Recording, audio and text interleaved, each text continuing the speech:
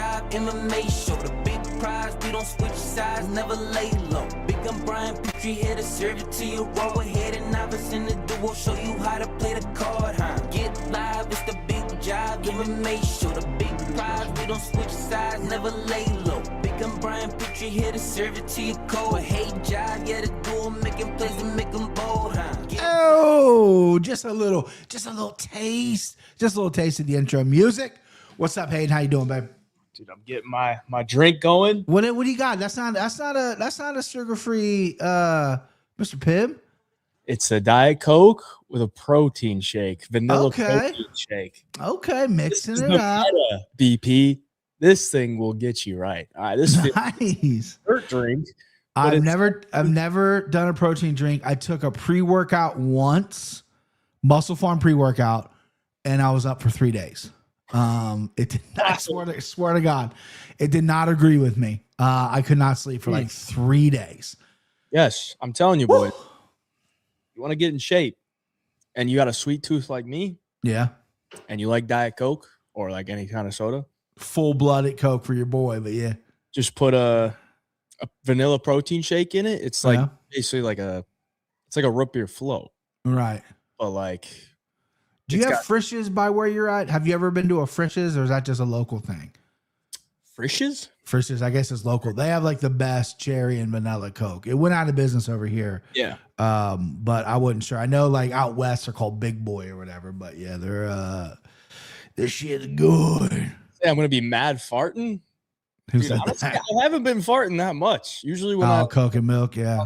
The protein, I be getting a lot of farts, but I'm over 200 grams of protein today. I'm not really farting a lot. So I gotten used to it, and it keeps me in shape, keeps me away from the sweets. You know, that's what I'm trying to do with that. But we got another card to break down this week, BP. We got a little Apex card coming off of the Canada card. And then next week, we got UFC Perth, which is going to be at what, 4 in the morning for you? Yeah. 3 in the morning. 4 a.m. What'll be for you? 5 a.m. What do you? I know you're an hour behind. 3 a.m. Prelims are 3. Yeah. Yeah. Which I dig. Right. I wake up early anyway. I'm up at 5 a.m. Monday through Friday. So waking up an hour earlier to watch some fights by myself, without the kids and the wife awake. Yeah. We'll do it. Like instead of wings, we'll get a little breakfast in there. Instead of wings, we'll get a little breakfast. But yeah, and that per card's decent. You know, I know Ty's opponent just fell out, but I know they're going to probably find someone for him. Hopefully it's a layup like Sharif was. Hopefully they don't give him someone pretty good, because Ty's on a bit of a losing streak. True. Well, this week we got an Apex card. We got 13 fights. They snuck a couple random bookings. They threw a couple in here last minute. They've been doing that a lot lately. Main event, pretty good fight though. Aljo, Zalal. I think it's a good matchup. And by the betting odds, it's a pretty dang close matchup. So obviously we'll break that one down. We're going to break down all the fights. And then at the end of the show, we're going to give you a little bit of the segments, the empty the clip, 3-punch parlay, and a couple sicko parlays. And then we're going to recap how we did at UFC Canada on those. And we're also going to rip some cards. I don't know if you saw, BP, but I ripped a pretty nice John Jones card. John Jones, I did see that, brother. Congratulations. Saturday, so you know what you should do with that card? You should just go ahead and throw it in the trash. The guy is a scumbag. I mean, he's the best fighter in the world, or at least was at one point, but he's a scumbag, man. That was the bad part. I was like, it's a very valuable card. Yeah. But I wish it was somebody else, you know, because I'm like, I don't really want to get shipped to myself because I'm not like a John Jones fan. Right. But if it was like even if it was like an Islam, like I would take that, you know. But John Jones, no, not for me. Not for me. Let's recap how we did at UFC Canada, UFC Winnipeg, I should say. BP. Oh, good Lord. This one hurt, boys.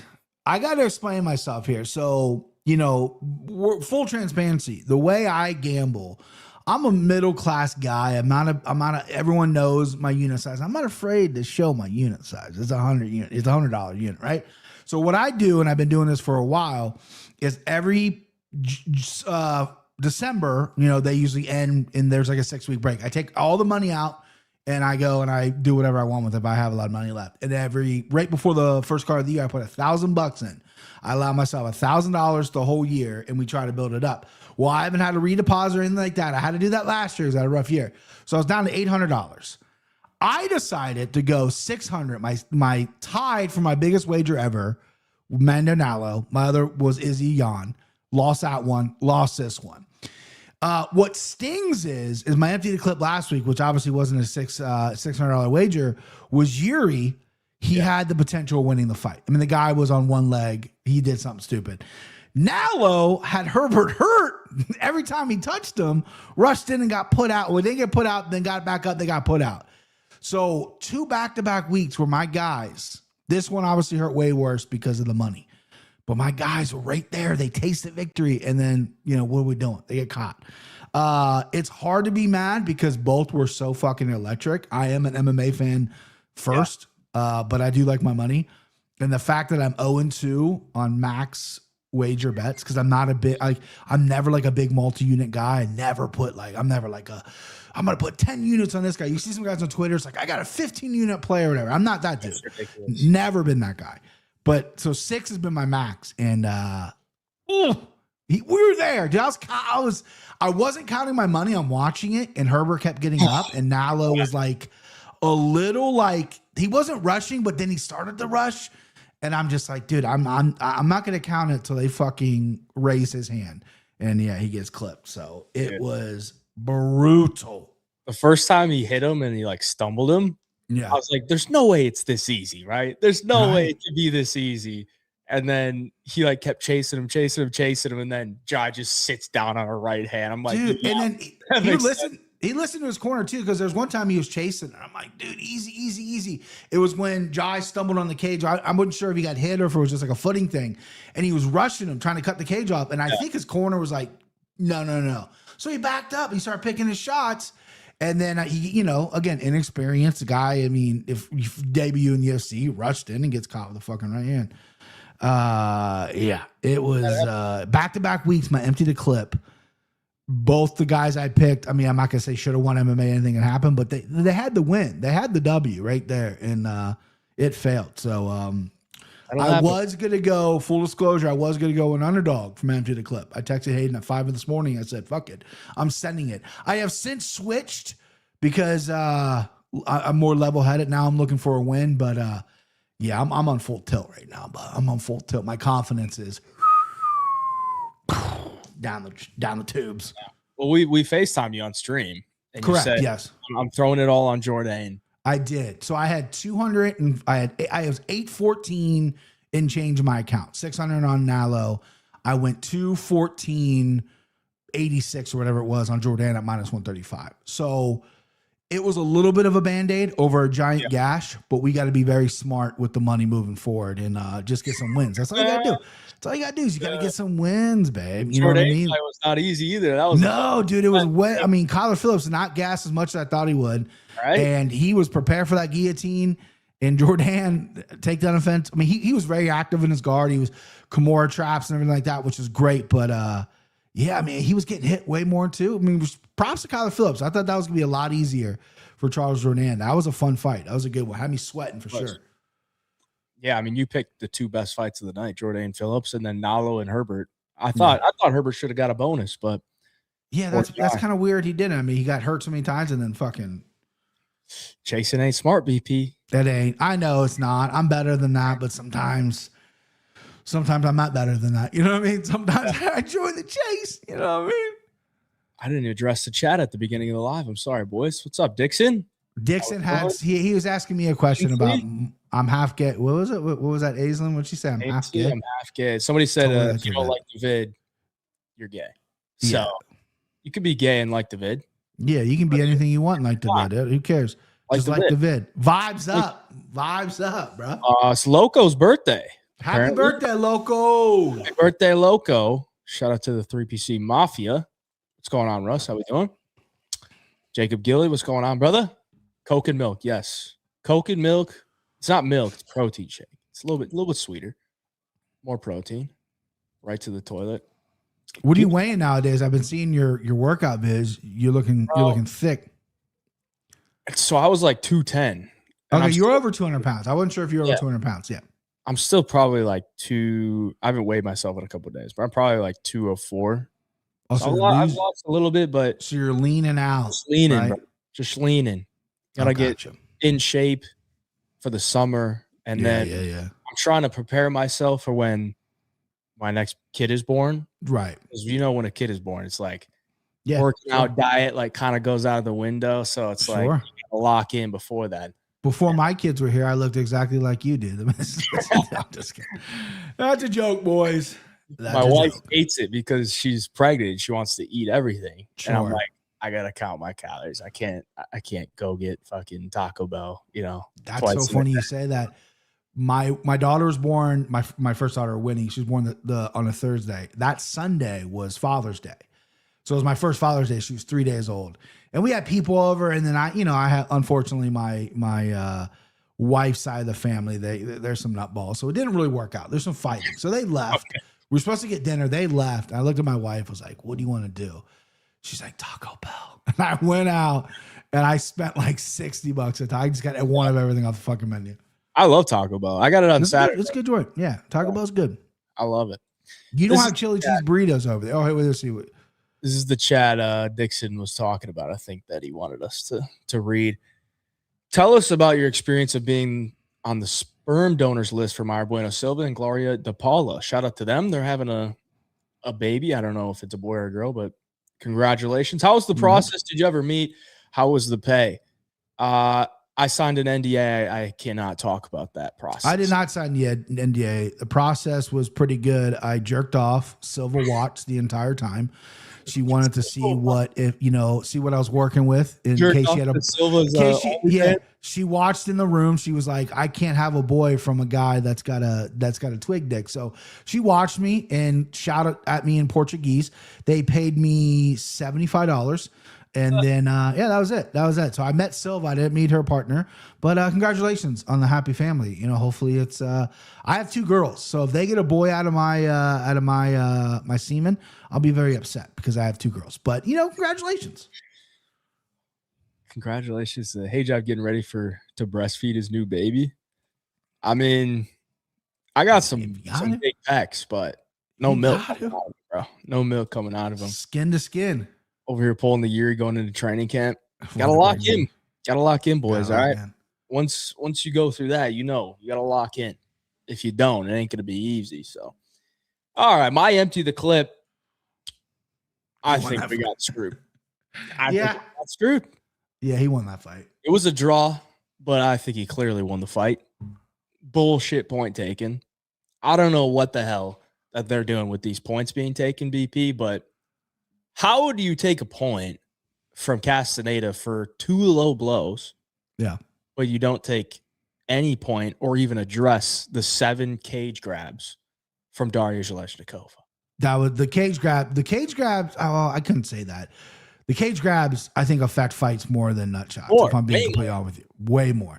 And the fact that she didn't get a stern talking to, a warning, anything, and this dude got, point taken. I mean, that's the thing is, referees do at their own discretion. I believe his referee was Herzog, right? Herzog took these points. I think it was Herzog. Herzog, and I think the other one was that dude with no neck. Yeah, the dude with no neck who didn't take the points. Yeah, it's crazy. It's crazy. I thought he won that fight as well. The little boy looking dude, the Russian Volgdalin, whatever. Tough kid, good chin. But yeah, he was getting smoked in there. And Castaneda got robbed a little bit in there. Castaneda got robbed because Castaneda clearly won round 2. Clearly won round 3, but round 1 was close, and 2 of the judges gave it to Vologin. So it's he won 85% of that fight, essentially, and he still couldn't go home with a win. Tough one for Castaneda. Hopefully Dana saw that. I mean, then I know there was another bad decision earlier that night. Hopefully we'll talk about it. But hopefully Dana saw that, was like, give this kid his bonus or his win bonus or whatever the fuck. It was a great fight. It was a fun fight, and he clearly won, in my opinion. So. Yeah, I was going to actually put a bet on Castaneda. I didn't end up doing it. But then he had the whole weight thing. Yeah. And the line got steamed up to minus 160. So I was like, I can't do this anymore. So I actually didn't put a bet on him. But Still would have been a nice pickup for the empty the clip, but I had him in our 3PC parlay. I had him in that. True. And that one, speaking of it, was dead on arrival with Jamie fucking Siraj, dude. Jamie Siraj. Why would I choose Jamie Siraj? You know what? I had Jasmine Jasudavicius in there. Yeah. I said, God, I don't know. I mean, I don't have a ton of confidence in Jasmine at 37 coming off a KO loss. Sure. I think Siraj should be able to take this guy down, right? Like, it's John Yanis, man. I know Siraj isn't the best fighter, but it's John Yanis. Like, you can at least beat him. Feels like they handpicked John Yanis to, like, get him a win. But that's how the cookie crumbles sometimes. Even if you get a handpicked opponent, if you ain't like that, you're gonna find out real fucking quick. So Yanis looked good. Siraj looked terrified. He looked so scared to me. I don't know if he's gonna get invited back. I mean, he'll get invited back if they go to Canada within the next year, but that's about it. Yeah. So that was another L. 3-punch parlay has not been successful this year, but we got a long year ahead of us. And we got a nice big plus money 3-punch parlay this week for you. So stay tuned for that. The sickle parlay for BP. Too ugly as well, but yeah. You got one? I did. I got jazz hands coming through. Your boy knows chicks. Nalo, I felt like we had that one. Jordan, I don't think we were close. I was very confident Jordan to finish within the distance, whether knockout, submission. I know that sounds kind of stupid now considering Kyler Phillips has never been finished, but I just thought he was going to get tired in that third round and fall into something. And they both got tired. The pace of that fight was crazy, but I've seen Kyler Phillips like couldn't even keep his hands up tired. Yeah. He came in shape. And Jordan, obviously cutting to 35 is going to always be in shape. Sick fight. But yeah, I thought we were going to cash on that one for sure. I couldn't believe he didn't like completely gas because like at the end of round one, he looked tired. I know. The round one, they didn't stop moving. Like both boys look, and like he looked tired, but he caught that second wind and props to Kyler Phillips from pushing through. It was a very, very close. A lot of people, I wouldn't say a lot of people. There's a couple guys I follow who thought Phillips won. So yeah, it was interesting. But my sickle parlay 0 for 3 was not the card to bet violence. I could tell you that. All right. It was not the card. Gage Young. Gage Young could have finished that fight. What are we doing, bro? I mean, I already did my rant, but like, dude, there's $25,000 for you to push for a bonus, and you're gonna fucking dance, dude. Like, just might as well just hand over the money. I mean, literally, you lost $25,000 because you chose to dance. What are we doing, man? But he lives in the backwoods of Missouri. Like, he don't give a fuck about money. As long as he can buy fucking Zen and you got fucking gas for his truck, like, he's okay. He might care about it in a couple of years when 100%. Yeah, I mean, he's 25, so I guess I should have factored that into my handicapping. Sure. Fucking idiot, dude. Like, boy, how cooked is Moises though? 31. Oh my god. I mean, no disrespect to Gage Young, but Moises cannot take a shot anymore. He has no cardio. As soon as he started getting stuffed on takedowns, I was like, wow, this should go downhill very fast for him. Yeah. And obviously he did not do well after that, but I thought Gage would be able to get him out of there. He couldn't. Yeah. Jasmine Karine Silva, that was like Jasmine just getting a dub by any means necessary, which is correct. Yeah. And then Jordan Phillips, heavy pace, but Jordan went for it. I mean, he went for that guillotine several times. Kimura traps, triangle in the very beginning, which really wasn't close, but at least he threw it up. He was hitting Kyler some big shots as well, busting him up. But yeah, I mean, really fun fight, really high pace fight. We'll have those segments at the end of the show. What do you say? Yeah. Should we get into the breakdown here? Let's get into it. All right. First fight of the night, we got Talita Alencar coming in at plus 220, taking on Julia Palastri. Sits at minus 260. Palastri 2-2 in the UFC. Coming off a KO win in the third round against Karolina Kowalkiewicz. Talita Alencar 3-1 in the UFC. Coming off back-to-back wins to Vanessa Demopoulos and Ariane Carnellosi. She's 35, so 7 years older. 1 inch shorter, and she's got a 4.5-inch reach disadvantage to Julia Palastri. I mean, this is your classic striker versus grappler matchup in the women's strawweight division. And usually when that's the case, the grappler would get a little bit more love, but she's not. Alencar, a long history in the BJJ world. and she's coming over to MMA kind of late in her life, but still relatively fresh in the MMA world. So what do we think here, BP? Are we chasing a little plus money on the dog, or are we going with the psycho girl, Julia Palastri? Yeah, this is actually kind of tough because I like the number on Alencar. I think she's only lost to one woman in the UFC. It's Luciano. Excuse me. She can't get past her.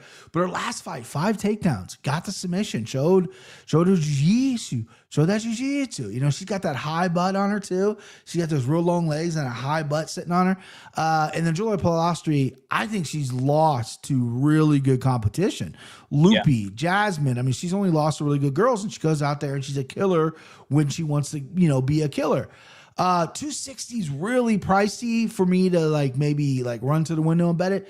But I like the upside on Palastri. I think if she gets taken down, she's going to get back up. And I think Alencar really hasn't fought somebody that can bang like this. I mean, Arlene Karolosi is just a steroided up chick who wants to clinch you, try to take you down. She might got heavy hands, but she has no takedown defense herself. Vanessa, nothing. She's just pure grappler. I'm going to win a decision. So this is the first time she's fighting someone with real power, real finishing ability, and I like her. I'm a little scared by the number, if I'm being honest with you. I can see Alencar coming through at plus 220. But with that being said, I'm going to take Julia Palastri. I just think the upside's there for her. I just wish we can get her at a little bit of a lower number if I'm being picky. Dirty Reg 22 thinks Alencar takes it. Listen, I can't strongly disagree with that. I like Julia in the spot. Timo Bia Mosquito is Bia Mosquito, another high butt mosquito. Yeah, I think the line's a little wide, but that's really only because Palastri is kind of a slow starter. She just the first 3 minutes, I swear, she doesn't really do much. Last time against Carolina, she started a little bit more, or a little bit earlier, but that was another pure striker. So I feel like Alencar might win round 1, but we get into round 2 and round 3, man. I mean, I think Palastri starts to stuff the takedown, starts to put the beating on her, and probably wins a decision or a late finish. I could definitely see a round 3 finish, or maybe late round 2, because Palastri, dude, I love this girl's fighting style. Mm-hmm. I think it's so sick. Tons of volume, heavy pressure, just doesn't really give a fuck. She'll take shots, but she kind of enjoys it. It doesn't really, she's not one of these girls that gets hit and she's cowers away. She embraces it, which is literally psycho. The Loopy fight, Loopy got 5 takedowns out of 11 attempts. But Loopy's a much better wrestler than Alencar. Alencar's takedowns are just not good. Her last 2 fights, she landed 9 takedowns, but that's Demopoulos, who has 26% takedown defense, and Carnelosi, who has 22% takedown defense. So those are matchups where she can get takedowns, and she needs to get them. Yeah. And I think eventually she just doesn't get them here, and then Palastri takes over. So, give me Palastri to get this one done. Maybe a late finish. Could be a nice sprinkle.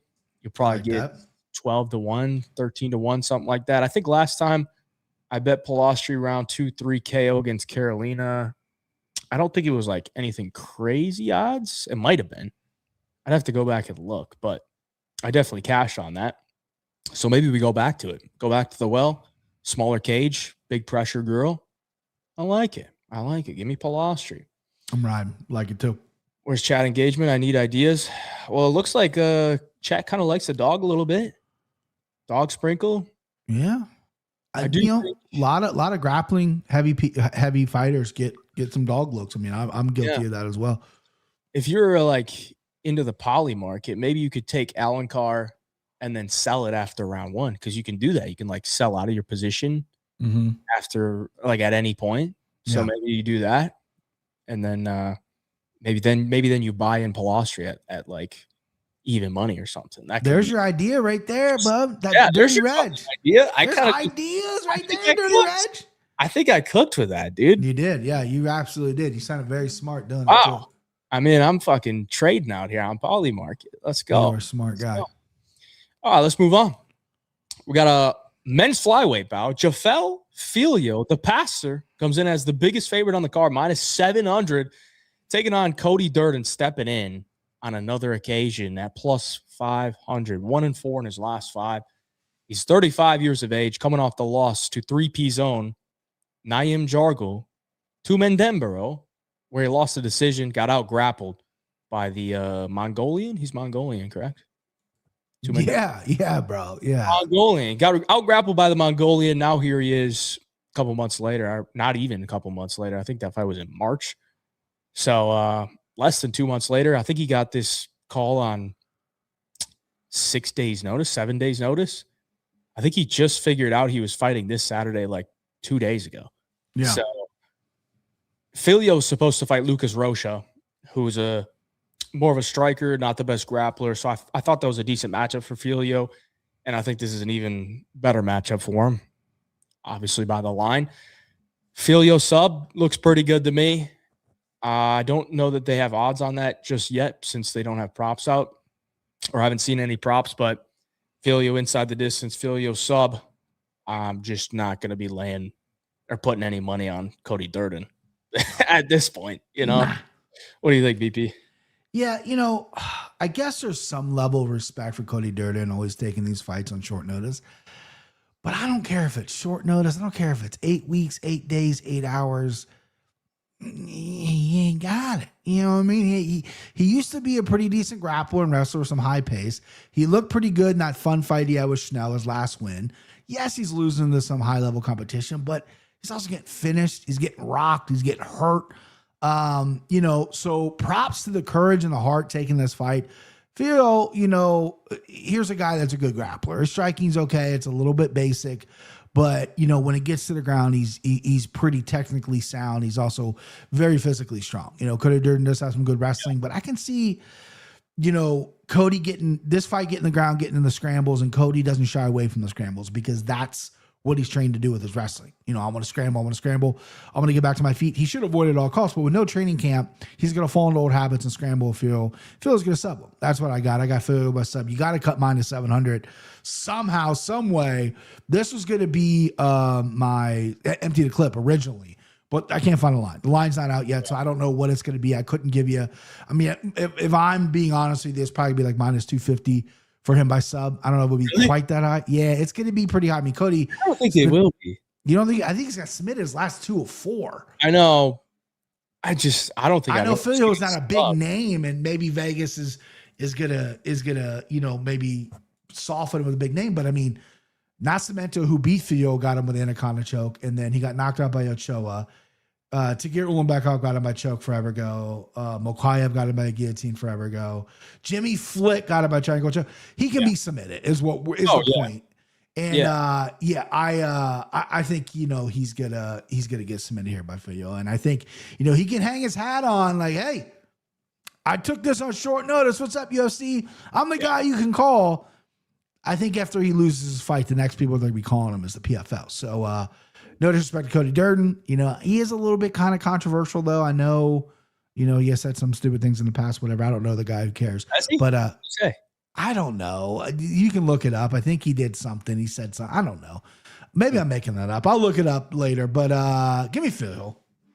Yeah. I mean, I don't think they're going to cut him. I think they just keep him around. Well, you're right. I probably misspoke because they need a guy that's going to take a fight on 3 days' notice. Yeah. Yeah. I mean, I think that's why Cody keeps doing this is like, he knows he's on a losing streak. He's got to be a company man, just step in and, try to win. But if you lose, it's not really anything. He's not trying to protect like a clean record or anything. So I think Filho sub might be minus 200 or less. And it might be value. It might because Filho. Really? I mean, I feel like Filho probably subs him. Yeah, maybe not. So I found out Cody is I don't like throwing the word out lightly, but there's been some racism thrown his way. He has tweeted the N-word out several times. Really? Yeah. And he's definitely pushed some stuff with some post-fight interviews with some of his remarks. So yeah, racism, it's not great. It's not great. I'm not saying he's racist, but there's been some flags in the past. So that's what I was thinking of. Gotcha. What's the number on KO? We don't have any prop numbers out yet. They don't even have an over-under out on this fight. I think they're fucking scared to drop an under 1.5 at like the boys are in the lab right now out there at Westlake or Westgate, whatever, whoever sets the trying to lines. figure it It's out. like, what are we going to do with this one? Did Durden's chin suffer an eye poke? Oh, it kind of does look like it. The little knob on his chin. Yeah, little butt chin. All right, let's move on. Lightweight bout. This is a fight that they put together last minute as well. Sure did. We got Francis Marshall coming in at -610, taking on the UFC debuter, Lucas Brennan. Lucas Brennan comes in at +460. He's 11-2, 25 years of age. I believe he's the son of Chris Brennan, if you know who that is. Yeah. I never watched him. That was before my time. Yeah, I know Chris Brennan. But through my research, that's what I came up with. And Brennan was a fighter in Bellator. Pretty dang good grappler. At least that's what they tell me. But he hasn't fought anybody in Bellator. Usually he's a massive favorite in those, and he would sub him very quickly in round 1 or round 2. And then after Bellator, when they weren't giving him tomato cans that he could sub, he went to the PFL and he lost a decision to the 12-7 Dimitri Ivy as a -1,600 favorite. It's one of the biggest upsets in MMA history. And then he followed that up with a split decision loss in Fury against a 4-0 Mauricio Gomes. And since then, he's had 2 fights against a 6-5 Austin Coleman and a 12-5 Joshua Weems, and he subbed them both in round 1 with a rear naked choke. And those fights were an XKO. So that kind of tells me that this guy, Lucas Brennan, if he's matched up correctly, he will run through his opponent. But if he's not getting a cherry-picked opponent, he is losing. And once you get to the UFC, if you're not getting cherry-picked opponents, you're probably going to lose if you've never really been that guy. And I don't think Lucas Brennan is that guy, and neither do the books, because he's a huge underdog here. So Francis Marshall should probably be able to run through him. Obviously, he's got to worry about the submission threat, but I don't think Marshall's like a bum on the mat by any means. So I think he gets it done by whatever way he wants. What do you think here, BP?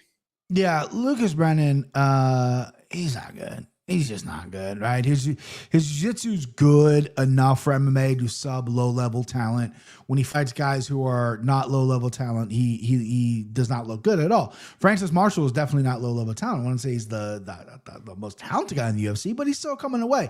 You know, left Jersey, went to Florida, American top team. He's getting better every time he's there. Coming on a nice little win here. I think he's smart. I think he's going to avoid any of the slop that Brennan does. He's not going to be able to take Francis down, and he's going to be pulling guard. He's going to be doing some goofy shit, right? To want to engage him on the ground. I don't see that happen with Francis. I see Francis piece him up on the feet.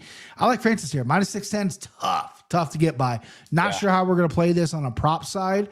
Francis by TKO is jumping out at me, but I don't know if, Brennan is proven to be pretty tough, even though it's a low-level competition. Give me Francis Marshall. I really thought you were going to leave with a Tony Ferguson joke, because the young man looks like Tony Ferguson. You said he's Chris Brennan's son, but he should get a DNA test. I thought that's where you're heading. But yeah, he looks, those ears and even the chin, the shape of the face, Tony, you have some explaining to do, brother. But no, this is Francis Marshall all the way. If this was like -310 or something, this would be such a good anchor piece. But again, Vegas is on top of it. Yeah, look at that. But they got the same chest too, bro. Like the same chest. Look how they're standing. Same, bro. Tony got some explaining to do. Tony, did they ever train together? Tony and Chris Brennan? Did he ever go over to their house and have dinner or something? Because Chris Brennan is 25, right? Yeah. Tony Ferguson's 42. Tony Ferguson lost his virginity when he was 11. There's guaranteed about that. That dude's fucking somebody at 11, guaranteed. So the idea of him having a kid at 17 is not that crazy. Russ is saying don't sleep on Brennan. Not sure he'll win, but he's good. Russ, get your eyes checked, bro. If you're losing to fucking Dimitri Ivy, listen, that's not a good look. This is MMA. Brennan could pull out a submission. Yeah, he right? could Of course. That fucking sob, like, sure. But I don't want you to say he's good ever again. Yay! I don't care if he went in there and fucking subbed who's a good lightweight. If he subbed fucking Patty Pimblett with like a heel hook, he's still not good to me. I've watched the tape. This guy ain't fucking good, dude. He ain't good. He's not. He's just not good. He ain't good. He could win on any night with comparatively. weird sub, but jiu-jitsu nerds, no thank you. I won't be laying minus 610 on Marshall, though, I can tell you. Can't get that. Can't get that out for the fire, Marshall. All right, moving on. We got a welterweight bout. Max Griffin, all 40 years of him, coming in at plus 125, taking on Victor Valenzuela. Sits at minus 145, making his UFC debut. 4-1 in the last 5. He fought in the Contender Series last season against Michael Oliveira, who's a very good fighter that we're going to have to watch out for. And he got KO'd in the second, got dropped 3 times. And he went on after that, got a fight in, I forget the promotion, but he fought Yusaku Kinoshita. You remember him, BP? Yeah, I do. Yeah, he fought in the UFC. Stinks. Yeah.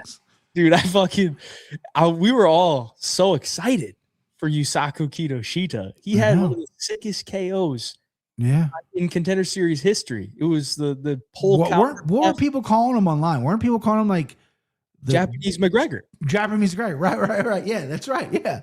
Yeah, I mean, he was undefeated. Well, he had a DQ loss. But, I mean, he hit that pole counter on Jose Enrique, who's coming to the UFC soon. And it was like beautiful, man. And then he got ran through by Adam Fugit, and he got ran through by Billy Ray Goff, and then he got ran through by Victor Valenzuela in Lamino Shuto 4 back in March 26th, so less than a month ago. Valenzuela put him away. So here he is, less than a month later, making his UFC debut against a 40-year-old Max Griffin, who's 2-3 in his last 5. Hasn't looked amazing, but obviously he's fighting some decent level of competition. Your boy Chris Curtis got it done against him in a close fight. Mm-hmm. What do you think here? This one's tough because I hate betting Max Griffin. Plus 125 looks great. Venezuela's KO or bust. The guy's got no chin. He's got power. That's it, right? He's KO or bust. And Max Griffin doesn't really get KO'd a lot. And he's a grimy dude. His fights are ugly. His stand-up's ugly. His grappling and the way he takes you down, his movements herky-jerky. It works for him, but it's ugly. It's not pretty to watch, but he wins fights. So, I mean, I can see Victor catching him and clipping him and putting Max Griffin out. Max Griffin's 40. I can definitely see that happening. But, I mean, the experiences of Max Griffin's side, they did put this together on short notice. Max Griffin is a pretty big welterweight. I'm really curious to see how the weight cut is. If he hits the screws at 170 and he looks healthy on the scales, I'm going Max Griffin at plus 125. If he looks like shit, misses weight, blah, blah, blah, what have you, if the fight continues, yeah, I'm off Max. I probably won't touch it. But right now, let's just say he makes weight, he looks good. I'll take the experienced guy, Max Griffin. I'm not overly confident, but plus 125. I'm not going to risk a lot for this. And Victor, I think, is, he got dropped 3 times in the Contender Series fight. Yes, he's fighting a good guy, but he got dropped 3 times. He's got power and he's got aggressiveness, and that's about it. I think everything else is kind of low level on him. And I think Max can expose that. I think this is a good matchup for Max.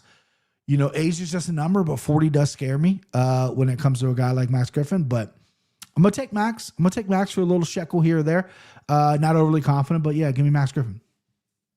Yeah, I don't really want to side here because I don't want to bet on 40-year-old Max Griffin. To me, he hasn't really looked that great. The Chris Curtis fight, he had a good game plan, but it just looked like he couldn't execute it, Right. Like he was pissed at Chris after that fight, too. They hate each other now. Really? He thought he won, and Chris like, bro, you didn't win. And then, they fucking hate each other now. He uses a lot of footwork, and I just don't know that he reacts. His reaction is like on the level it needs to be to have his type of fight style at 40. And Valenzuela brings a tough pressure, man, like a lot of pressure. Yeah. He's there to be hit. And I kind of like a little bit of violence here. Maybe fight doesn't go or under 2.5. Like, I know Griffin's never been KO'd, but he's 40. I mean, he got TKO'd by Covington, but ground and pound, not really the same as, getting KO'd on the feet. He's 40, man. So, I mean, like, Valenzuela's going to bring the fight in the small cage. Like, there's going to be a lot of exchanges here. Valenzuela, he's there to get hit. Mm-hmm. Like, every single fight. Doesn't change up his fight style at all. And Oliveira got hit with some big shots early, but then found his range, started to pick him apart.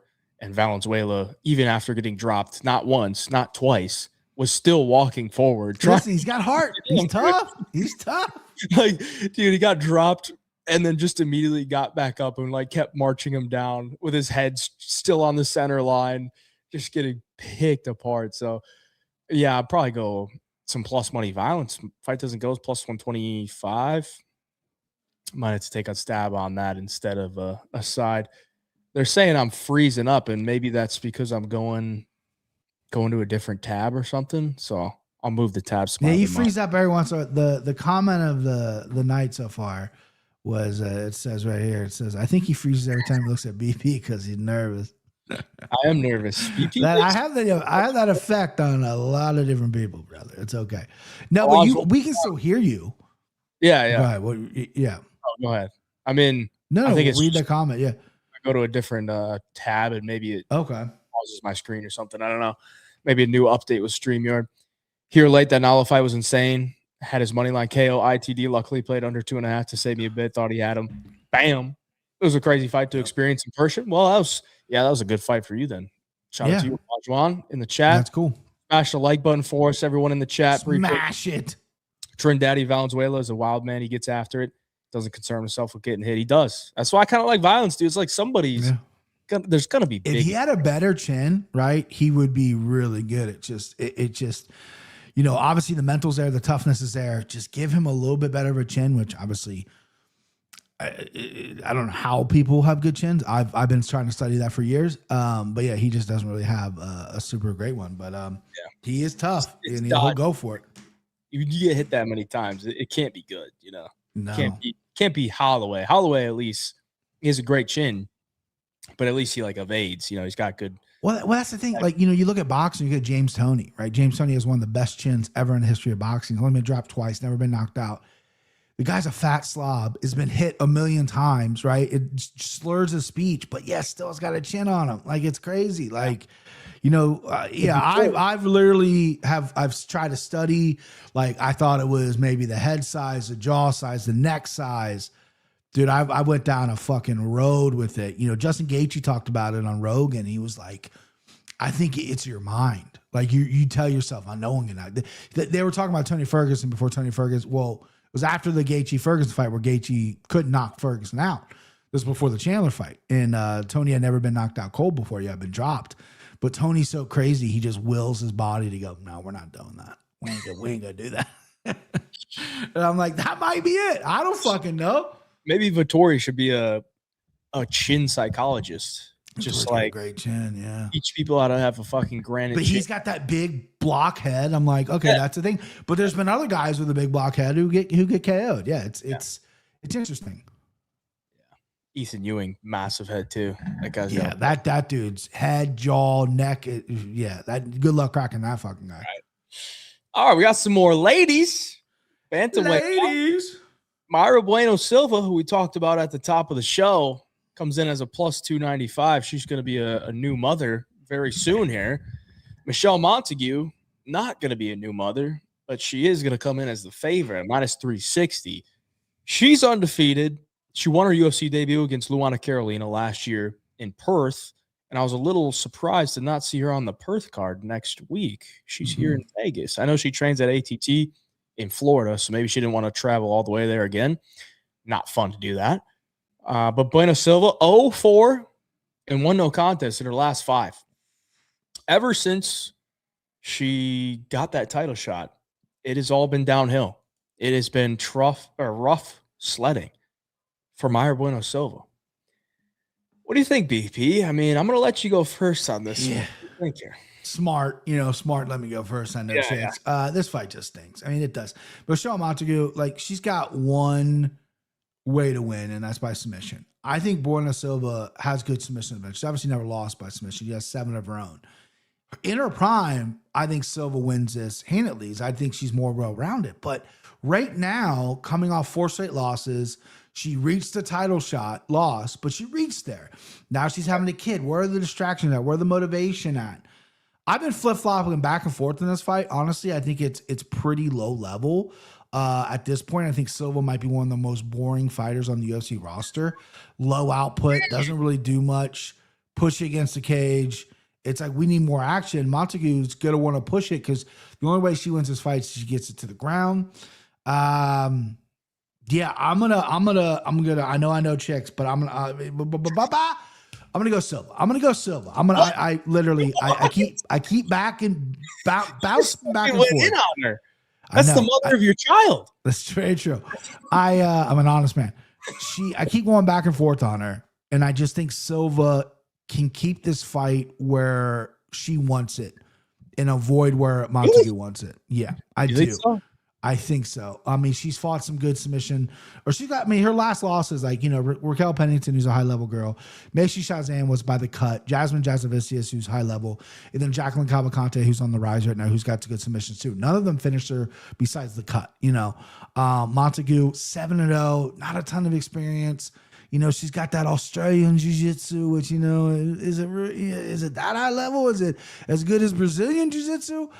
Give me Silva. I hate it. I might play it come Saturday, but my pick is going to be Silva. Plus 295. It's really, really hard for me to pass up because she can make this dog, ugly, boring, win a split decision, cry her eyes out, speak 20 minutes in Portuguese like we want to hear her fucking life story on the prelims. But that's what I think. I think it's going to happen. I don't have the best read on this fight, if I'm being honest with you, but minus 360 for Montague is a no-go for your boy. So just to correct you, she's from New Zealand, not Australia. My bad. I know they get very offended over there. New Zealand is a different country from Australia. I know what they say when Australia, instead of saying like, how you doing? How you going? How you going? And then in New Zealand, they say, sweet ass, bro. Sweet ass, bro. I gotta say, I mean, fucking Montague is massive. Yeah. I know she used to fight at 145, 155. Look at this fucking build, dude. Yeah. Jesus Christ. I know she trains with Kayla Harrison too. So I mean, right. That's my my boxing coach. There you go. Brandon in Florida. She been at Boca Boxing where she needs to be because goddamn, her fucking striking is rough. Yeah. It is good. Good thing she's working on that. Yeah, she's gonna need a lot more sessions with my guy there. But yeah, minus 360. I mean, I think it might be tough, bro. I think it's minus 400 now. The line is moved. Let's not get it. Silva has not looked good at all. And she hasn't looked good for a while. She got gifted a title shot just because there's no one else. But Montague, though, I don't know. I don't know, bro. Close to like betting on Mayra Bueno Silva, but it's like, I mean, I said this. Tell me if this is not like the most accurate thing on my breakdown that I posted today. I said, I feel like it's Mayra Bueno Silva's fight to lose, but I trust her to lose it. Yeah. I mean, like, you don't, you just have no faith in her at this point. 4 losses in a row. And then you look back at her career, right? You start to like revisionist history. Her 3 wins before that Holly Holm fight were a decision against Wu Yanan. Yeah. An armbar against Stephanie Egger and a knee bar against Lena Landsberg. Yeah. And then she subs Holly Holm and she's in a title fight. And not only that, she's the favorite in a title fight. But it's like, what did she get popped with in a Holly Holm fight? Was it steroids or was it weed? It was Adderall. Okay. So Ritalin acid. Yeah, losing weight or something. Yeah, I mean, I think she said it's because like her ADHD or ADD or whatever. But I mean, well, that's what she's gonna say. But yeah, I mean, right. I was gonna drop weight. I mean, John Jones also said, he needed dick pills, but really it was just because he was pumping his body full of steroids. 100%. I mean, Montague's striking is so bad. It's so bad. Yeah. She's so hittable. And she like kind of has a little bit of confidence in it too. Like she's not like a Bia Mosquito where she's not really going to engage. Because she's like, fuck it. I'm going to just go out there and she take me down. Cool. Carolina damn near knocked her out like twice. Yeah. The craziest fucking thing when I was looking at the stats, I know we're spending a lot of time on this, but this is you really are. It's a fucking weird fight to me, dude. Yeah. So not as weird as the next one, but yeah. True. Montague had 10 minutes and 43 seconds of control time.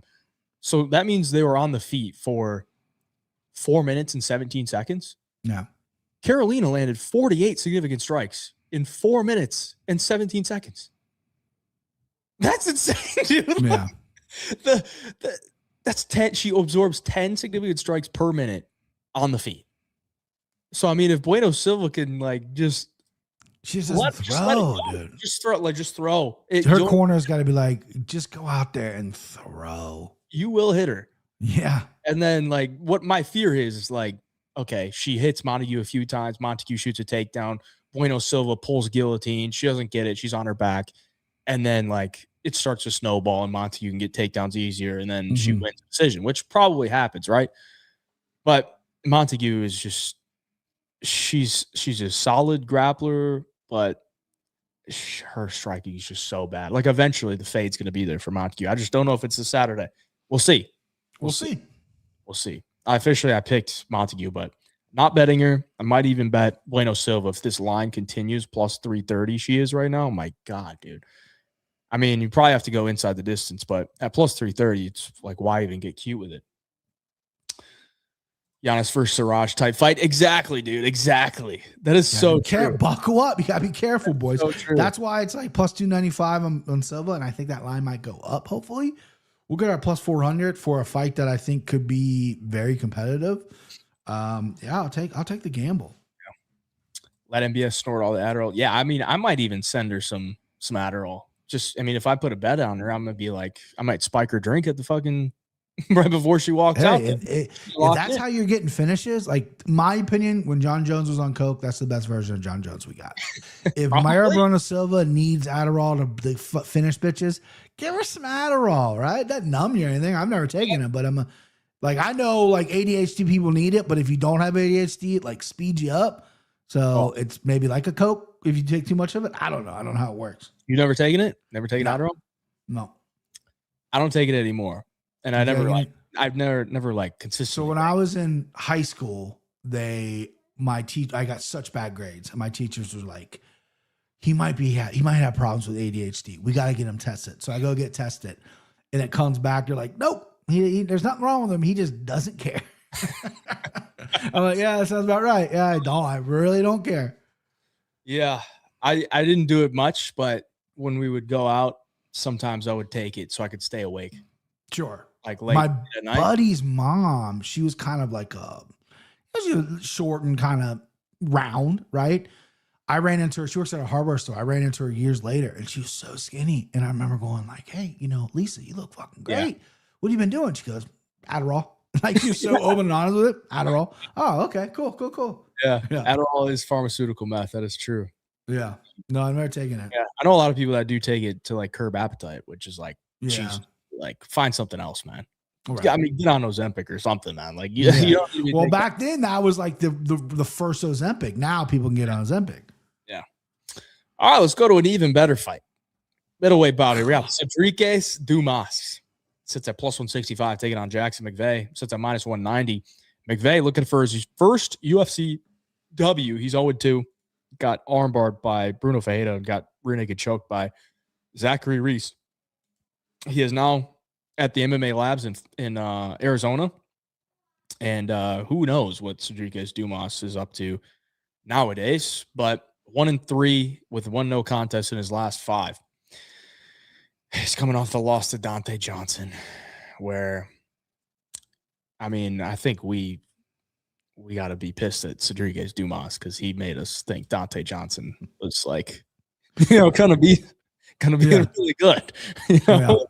I mean, he took down Dante, but couldn't really do much with it, and then got out wrestled, and then tapped to the weirdest guillotine choke I've ever seen. There was nothing there. So what do we do here? I mean, I'm not laying minus 190 on McVey. I just can't do it. Because I feel like if Dumas wants to wrestle him, probably can wrestle. McVey's takedown defense is 0. And if Dumas wrestles him, does McVey have the cardio or the get-up game to, deal with it?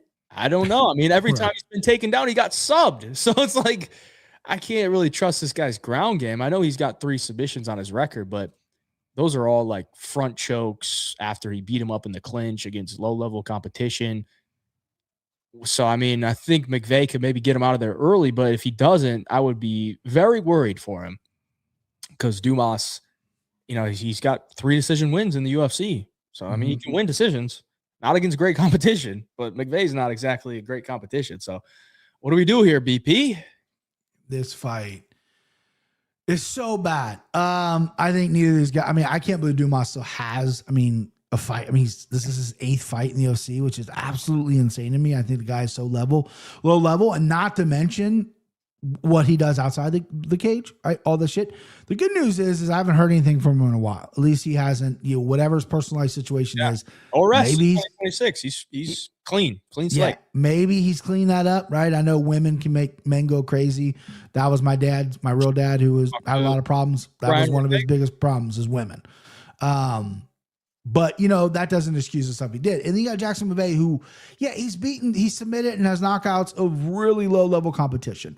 The move to the Arizona lab, the lab in Arizona, I think that's great. Great move. Get your cardio up, get your game up. That's a great lab. Great position, great thing. But I don't know if they really have people his size. I mean, Cannonier kind of, maybe. But, Cannonier's getting a little bit older. I mean, he's 6'4", 77-inch reach. Dumas has a longer reach, which is interesting. Yeah. I told myself I would never do this. I promised myself because, he's a bad person and I don't want to associate with this, but I think this is a Cedric Dumas's fight. I mean, you went back and you look at the Cody Brundage fight, right? Cody Brundage is pretty skilled when it comes to submissions at times. He's got a good front choke, just like McVey. He out-grappled Brundage easy. This guy can go 3 rounds. And I think he beats McVey. I think he's better than McVey. And you're giving me plus 165 on that as well. This is a horrible, disgusting move by me. But he beats Jackson McVey. I mean, Jackson McVey's almost a 2-1 favorite, which is insane. I know the public perception of Dumas, he stinks. And the public perception is he's a bad guy. And maybe all those are true. But I don't think he's as bad as McVey. I think he's had a couple bad runs with some guys lately.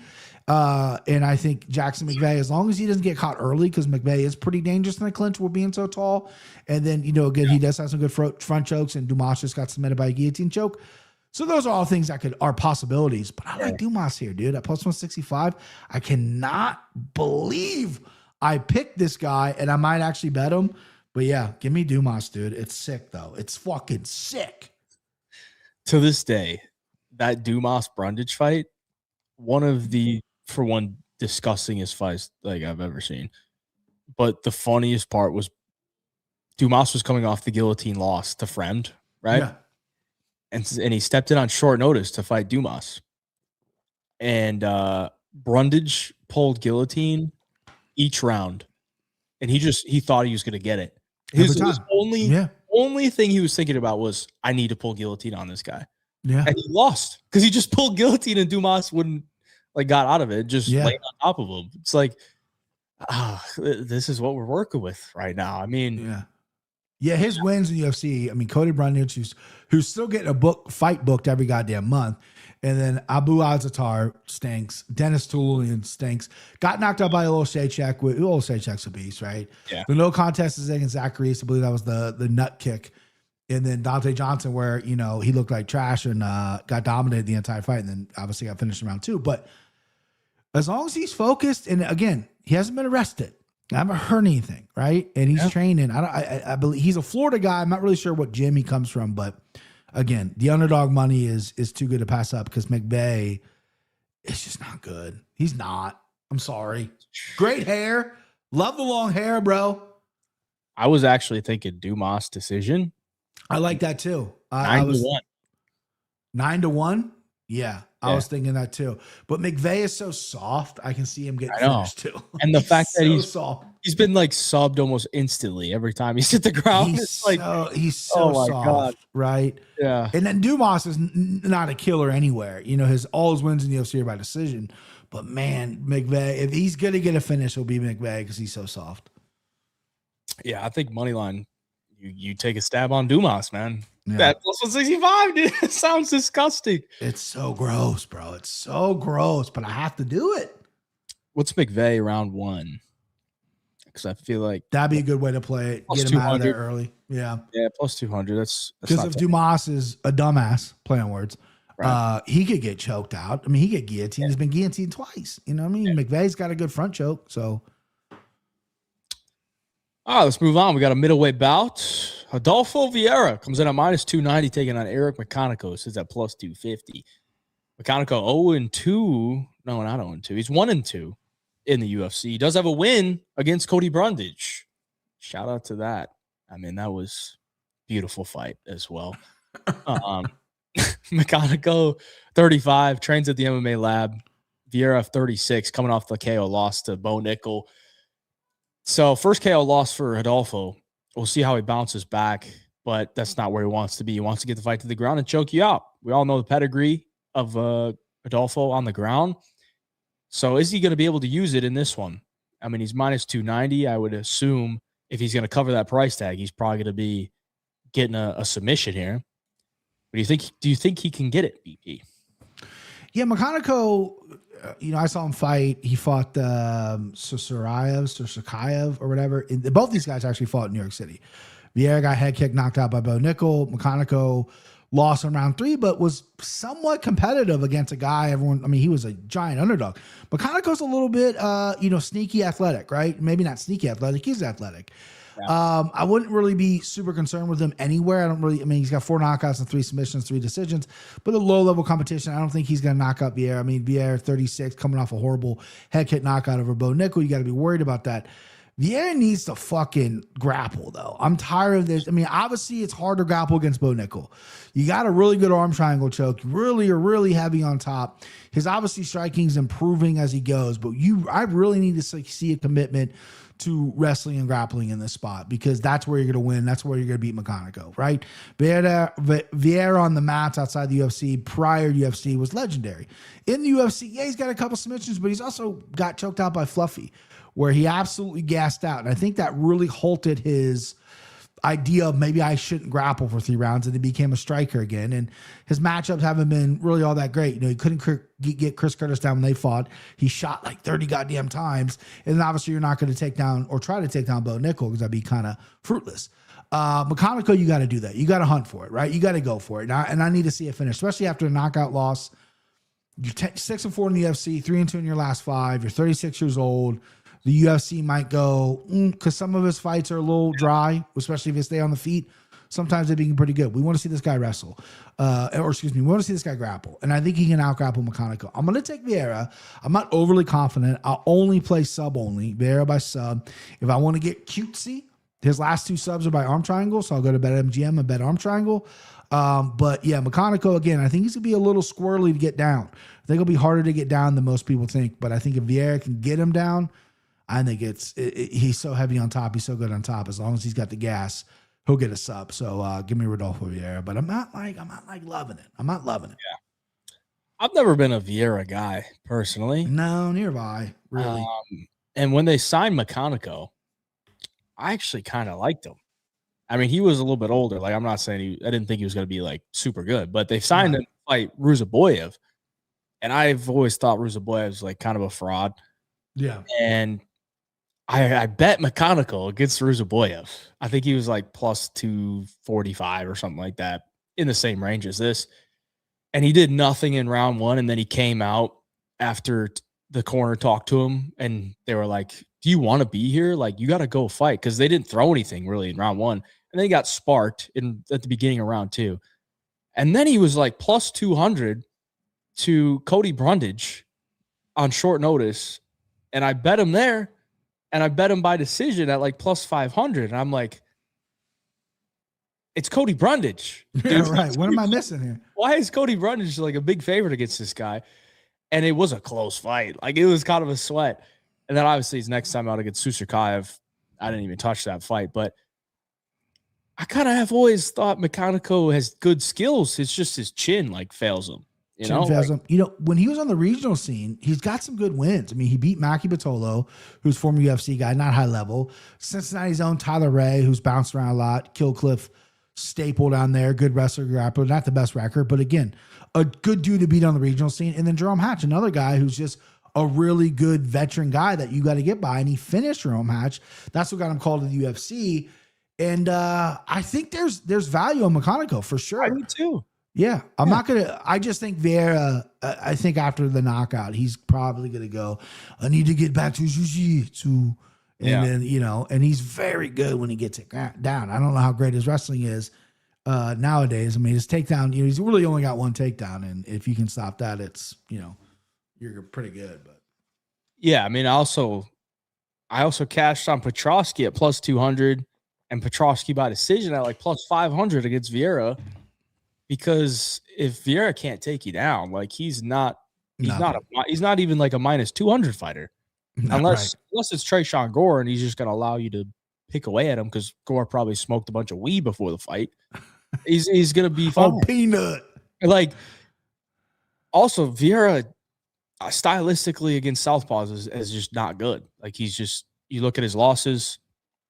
Chris Curtis, Southpaw, pieced him up, couldn't take him down. Petrosky, Southpaw, pieced him up, couldn't take him down. Bo Nickel pieced him up, Southpaw, couldn't take him down.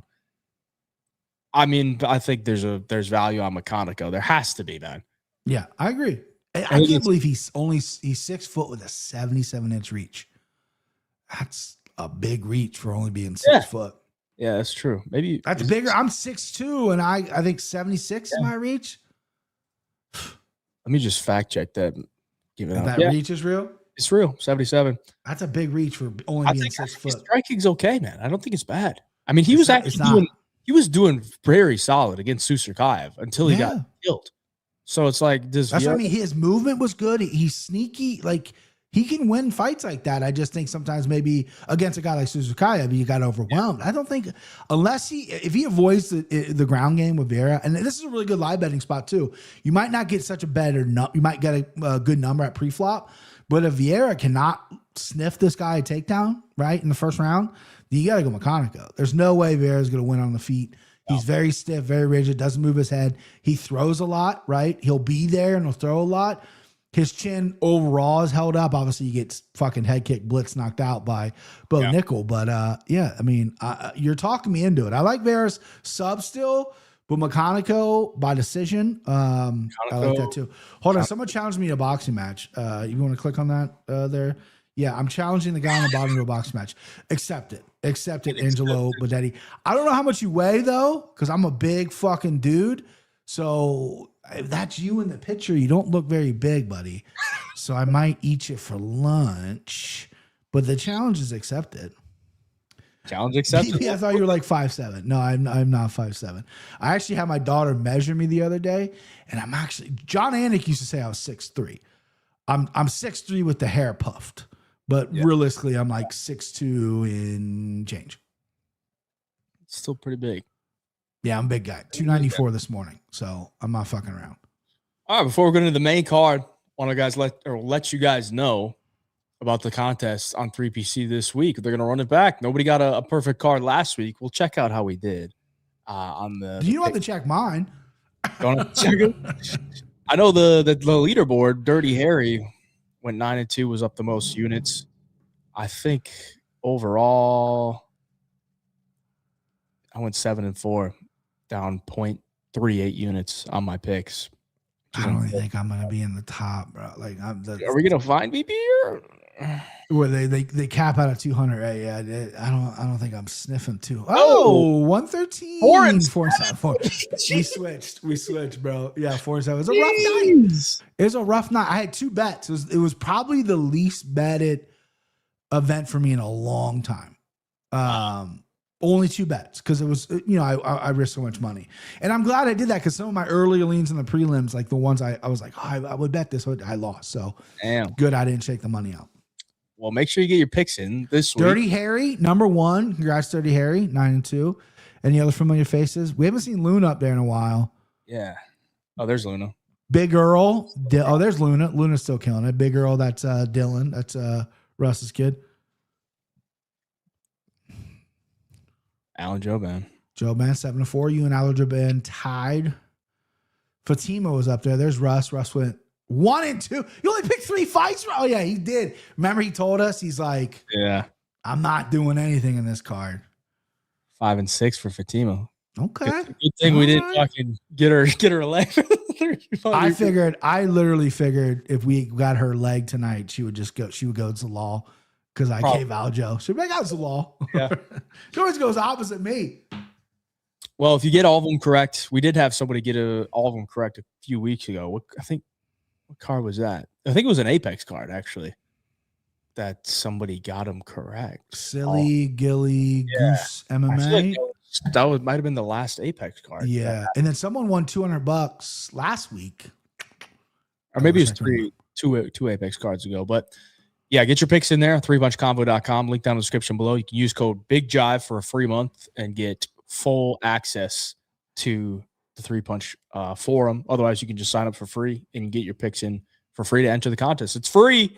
There's no entry to. There's no catch. No catch. No catch. Description below. You pick, you get them right, you win the cash. As long as you got Venmo, PayPal, Cash App, Zelle, wire transfer, snail mail. Bro, you're getting the money. No doubt about it. No questions. No questions. Also, actually, should shout out the first ever robbery insurance on 3Punch Combo. We're doing it, baby. Last week. I mean, we all thought it. You saw my reaction on stream. Yeah. To that decision. I was in shambles. I mean, I was like shell shocked, my jaw at the floor. I'm looking at Poly Market and I'm seeing it in live, like the lines change like live in front of me, where Horth went from 99% and then all of a sudden she's down to 0%. I'm like, what the fuck just happened? It's insane. And yeah, so 3PC reached out to Jamie Lynn Horth. I made that video on Instagram and we got a hold of her and she's getting her robbery insurance. So shout out to so 3PC cool for doing that, giving her a little kickback for when I was first introduced to Russ, and he pitched me 3PC. That was one of the tent poles he pitched me, was a robbery insurance. I thought that was such a good idea. I know MMA Guru did that for like a brief period of time, but if we can do that more consistently, because Jamie Lynn Horth obviously lost half her paycheck on a complete fucking utter robbery over JJ Aldrich's, that she deserves a little bit of cash. And I'm so glad to be a part of 3PC that gives it to her. So shout out Jamie Lynn Horth. And yeah, sorry you got robbed there. Yeah, that sucked. But robbery insurance coming in clutch. And we got a bunch of new fighters on 3Punch Combo that are protected by that robbery insurance as well. If Horth was a part of 3Punch Combo, she probably would have got a little bit more. But yeah, so if you know a fighter, tell them to join 3Punch Combo. So they join on that. Saved by the robberies if that happens to him. Back to the breakdowns. To start the main card, we got Ryan Spann coming in at plus 127, taking on Marcus Buchesa. Sits at minus 147. Buchesa still looking for his first UFC W. Lost to Budai in his debut. Didn't lose to Kenny Nzechukwu. Went to a draw. I was there, and it was a weird fight. Such a weird fight. I mean, I feel like both of Buchesa's fights have been super weird. Anytime a heavyweight fight goes to decision, it's like, I don't know what the hell's going on. But Ryan Spann usually does not go to decision. So we should see a finish here. Spann, 34, big dude, fought at light heavyweight for a long time, moved up to heavyweight, lost to Waldo, and then got a win against Lucas Dresky, round 1 submission. So he's coming off a win. But he's been one of these guys that has always struggled with his motivation and dedication to training. Mm-hmm. So I feel like the move to heavyweight was kind of him saying, yeah, I'm checked out. But, you know, he can show up and beat the Lucas Dreskys of the world. So where do we rate Buchesa is kind of the question. Is he on a Waldo level? Definitely not. Is he on a Dresky level? I don't think so. He's somewhere in the middle. And I think that's why we see the line where it is, where Buchesa is a small favorite here against Spann. What do you think your BP? Are we going with the Superman? Or are we going with the jiu-jitsu legend in Buchesa? Yeah, so about a year and a half ago, Saif Saud did an interview where Ryan Spann was begging Saif to go to heavyweight for a while. And Saif said, no, you're going to do 205. So Saif finally gave him the blessing. And yeah, you're right. I mean, obviously he doesn't have to put the word work in as much, but he's a big dude, right? Not weight at 205, that weight cut. probably hindered him more than the size advantage helped him. Buchesa, this guy's not an MMA fighter yet. He's great on the mat. He's a jiu-jitsu legend, but he's not quite an MMA fighter yet. He had Kennedy down, couldn't submit him. He had Martin Buday back, couldn't get him because his gas tank's just not there. His striking's not there. MMA, when you're defending your position, you're defending submissions, it's a lot easier. He needs to know how to mix in punches. He needs to know how to leverage different. I don't think he's got that. Spann being an underdog is surprising here. I'm going Ryan Spann. I think Ryan Spann can knock this dude out. It'd be hilarious if Ryan Spann submitted him because Ryan Spann's got one of the best guillotines in the UFC. Yeah. Don't see that happening, but it'd be hilarious. But the only reason I'm not super confident in Spann and loading up, right? I'm still good about him. I still like him plus 127. His fight IQ is bad. It is bad. The Johnny Walker fight where he had Johnny Walker out. Johnny Walker is the funniest guy ever when he gets knocked out. And Ryan Spann had this dude out on his feet. And then he does a Mando Nallo and runs in and gets finished himself. The fight IQ is just not there. Usually when Ryan Spann is on, he's very good. When he's off, he gets finished. So if you want to cover your ass, go Buchesa submission. The guy needs one. He fucking needs one. But I like Ryan Spann here. I think Ryan Spann is going to get it done. He has big power. And as long as he fights smart, which is asking for a goddamn lot with Ryan Spann, give me Superman here, babe. Superman with a Superman punch would not be something. Probably not going to happen. Give me Ryan Spann. You better take him in round one. Like my boy Paul said. He hasn't won a fight out of round one in over 6 years, man. I guess it would be 6 years. Last time he won a fight that went past round one was against Sam Alvey, and it was a split decision. And they both were dead. I mean, they could barely even stand. I mean, I think Buchesa probably is the side, dude. Really? Yeah.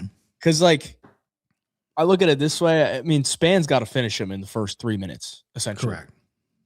And I feel like he could hurt Buchesa because Buchesa's head movement and striking overall is like just so not ugly. Good. It's not good. Ugly. It's not. But Buchesa can fall to his back. And like, does Spann engage? He probably his dumbass probably would. That's probably what that's right? The fight IQ needs improvement. I'm not gonna say that he doesn't because he probably does. So okay, maybe he can land some ground and pound. Maybe he knocks him out cold. But I feel like Buchesa's guard is probably good enough to keep him alive. Yeah. And I think he just stays alive. And then maybe the round ends, or maybe Buchesa, sweeps him or something like that. And maybe Spann pulls guillotine, Buchesa ends up on top, and then more time ticks, and then Spann is gassed, and Buchesa gets to the back, and it's rear naked choke. Or Buchesa just postures up and ground and pounds him out or something like that. It's just like you can't, like, Spann just crumbles after round one. So he does. He's a mental midget for sure. And it's so weird that his fight IQ is so bad. There's a guy in the chat that said Buchesa's IQ shit also. Yeah, he's just not an MMA fighter yet. But the sheriff, Saif Saud, right? This guy yells at you, screams at you like he's a drill sergeant. And Spann still fucking doesn't do what he's told, man. It's crazy. Oh my gosh. This is going to be a really sad fight to watch if it goes to 3 rounds because both these guys' cardio is so bad. Or it could be a very fun fight. Buchesa heel hook Spann, pops his fucking knee, Spann knocks him out, or heaven forbid Spann gets him in a guillotine. It could be fun. So we'll see. If it gets out of round one, it's a bust. It won't be fun. But I do agree with you. I think it's Spann round one or bust. And I think that might be kind of the way I play this here is, that Ryan Spann round one's got to be a nice little number. And I like numbers. I like plus monies. Spann round one. It is. I got 300. That's not as good as I thought. Yeah, that's decent. I mean, it's kind of his win condition, Yeah. I mean, it's better than plus 127, but but watch him win a fucking decision, and we all got to watch it. I don't see it. I don't think there's any way. There's no way. Like, I mean, Anthony Smith won a decision over him. Yeah. Anthony Smith submitted him in round one. Yeah. I mean, yeah, dude, like, okay, you got Kudalaba with a guillotine. You knocked out Serkinov. Cool. Knocked out guillotine the ghost of OSP. Knocked out fucking Reyes. It's just, man, the longer this fight goes, it's like, I know Buchesa, for his faults, he pushes through, being tired. And I think he's not going to give up on himself. Probably for sure. all he needs. Yeah. It's probably all he needs. And I know he trains at ATT as well with, I think Oompa is his corner man. So I feel like they'll have a decent game plan. So it's Buchesa for me. Maybe round 2 sub. Round 3 sub. Could be juicy. That was during Smith's title run. Yeah, that's true. It was. Spanned by Powerbomb. These jiu-jitsu guys can't bang. We'll see. Oh, let's go to a bantamweight bout. We got Montel Jackson taking on Raoni Barcelos. Barcelos comes in at plus 150. Jackson minus 175. 4-1 in the last 5 for Barcelos. Barcelos had one of the best 2025s. This guy just turned back the clock, man. To this day, the fact that he did that to Peyton Talbot, and then you look at what Peyton Talbot did to Henry Cejudo, it's fucking nuts. Peyton Talbot should thank Barcelos. Oh, yeah. Because Peyton Talbot left there and was like, I got to level up. Yeah, and he appears to have, yeah. Then he beat Cody Garbrandt and then beat Ricky Simone. And I backed him in both of his last 2 fights. Didn't back him against Peyton Talbot, I can tell you that. But backed him his last 2 fights, and I feel like this is a winnable fight for him. But I gives me a little bit more pause because I think there's a lot more danger on the other side with Montel Jackson because we know he's big and long for this weight class. He's got power in that left hand. I think he's one of the leaders in knockdowns in the division.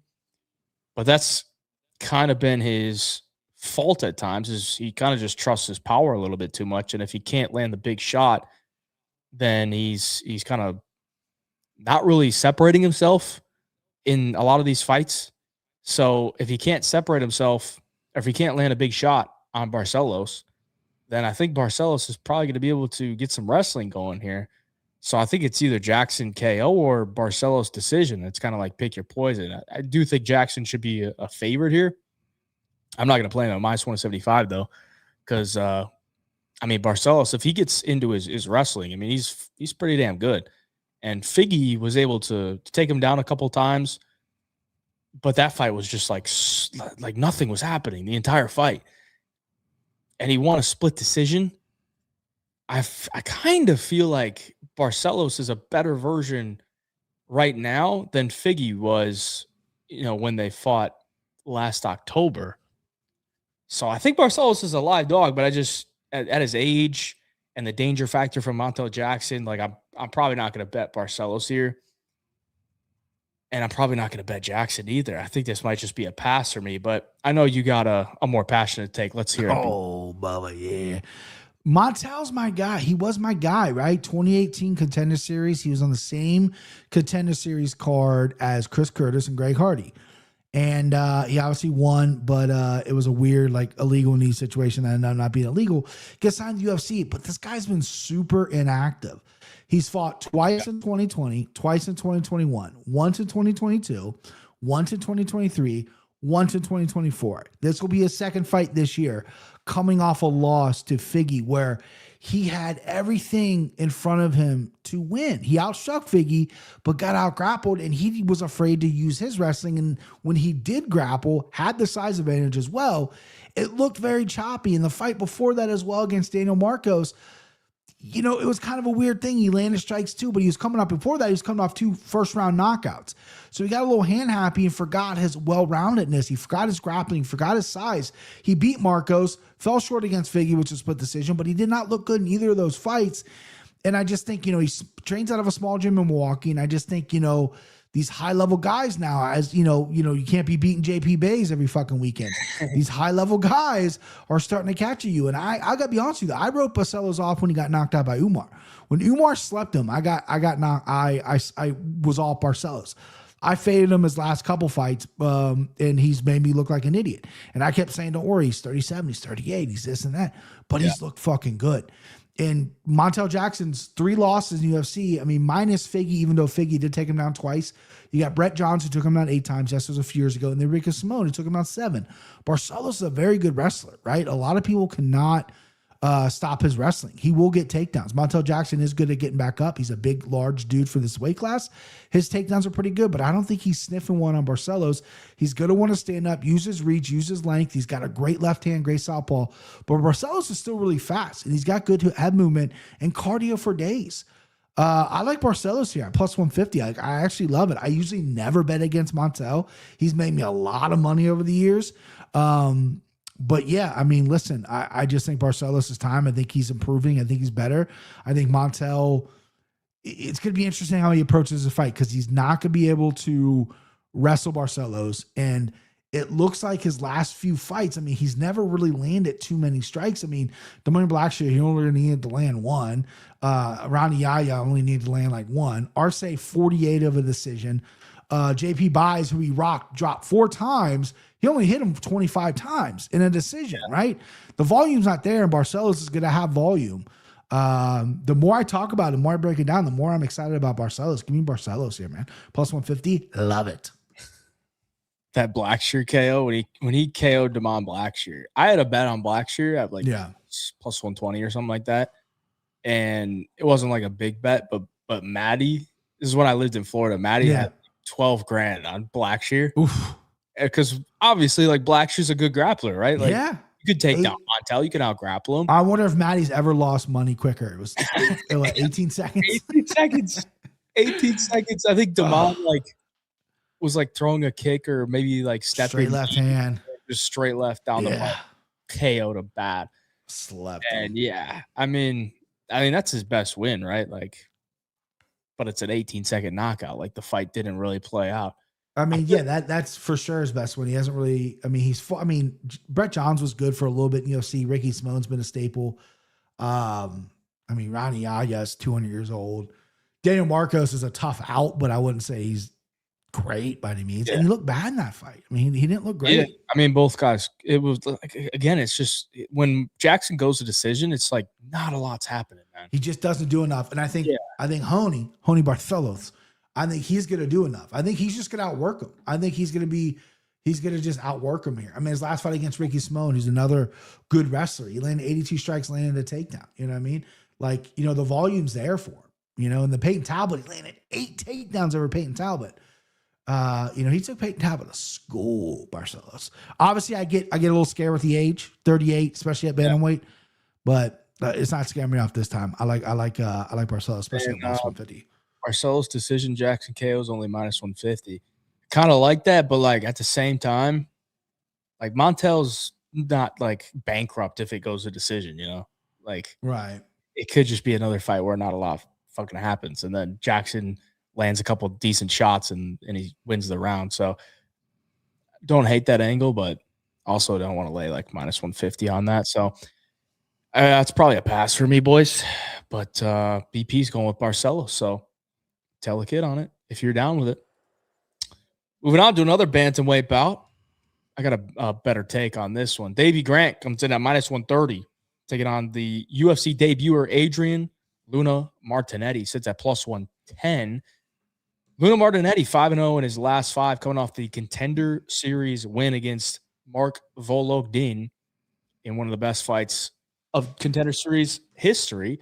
And we just saw Vologdin lose to John Castaneda, but it went to a draw.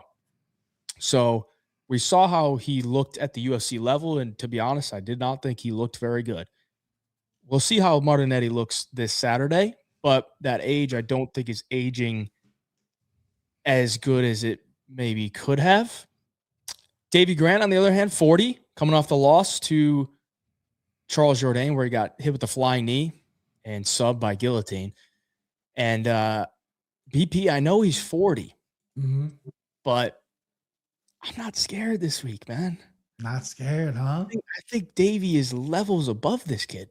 Wow. Luna Martinetti to me is like, he just doesn't do anything that I get excited about other than maybe be tough and be willing.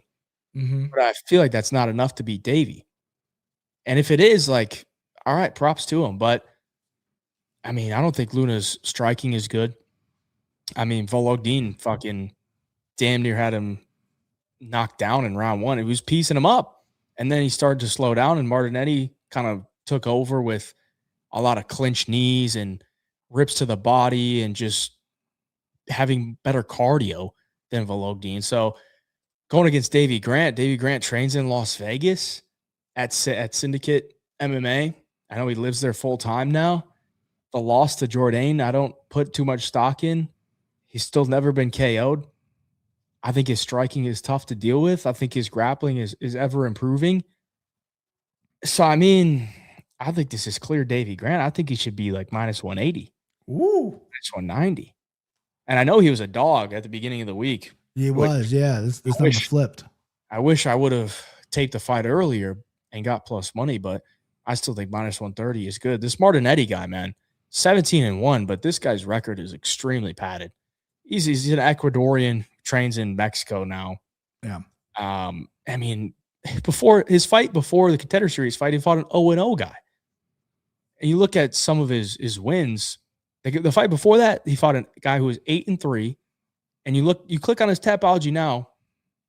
That guy is now 8-11.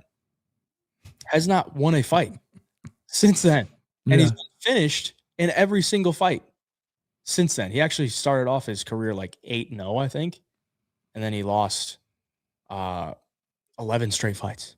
So, I mean, and then 3-4, 9-12, 25-10. But that's a 38-year-old Danny Matos who, is just a journeyman. He hasn't fought anybody good, is really what I'm trying to say. So, I mean, the 17-1 record to me is very misleading. I know he got a win in the Contender Series, but I wasn't impressed by the performance. I think it was just two, I don't want to say bums, but two low-level guys that went to war. So if he goes to war with Davey Grant, I think he could get KO'd, or he's just going to get pieced the fuck up. So Davey Grant all day, 40 doesn't scare me one bit, bro. Don't do it.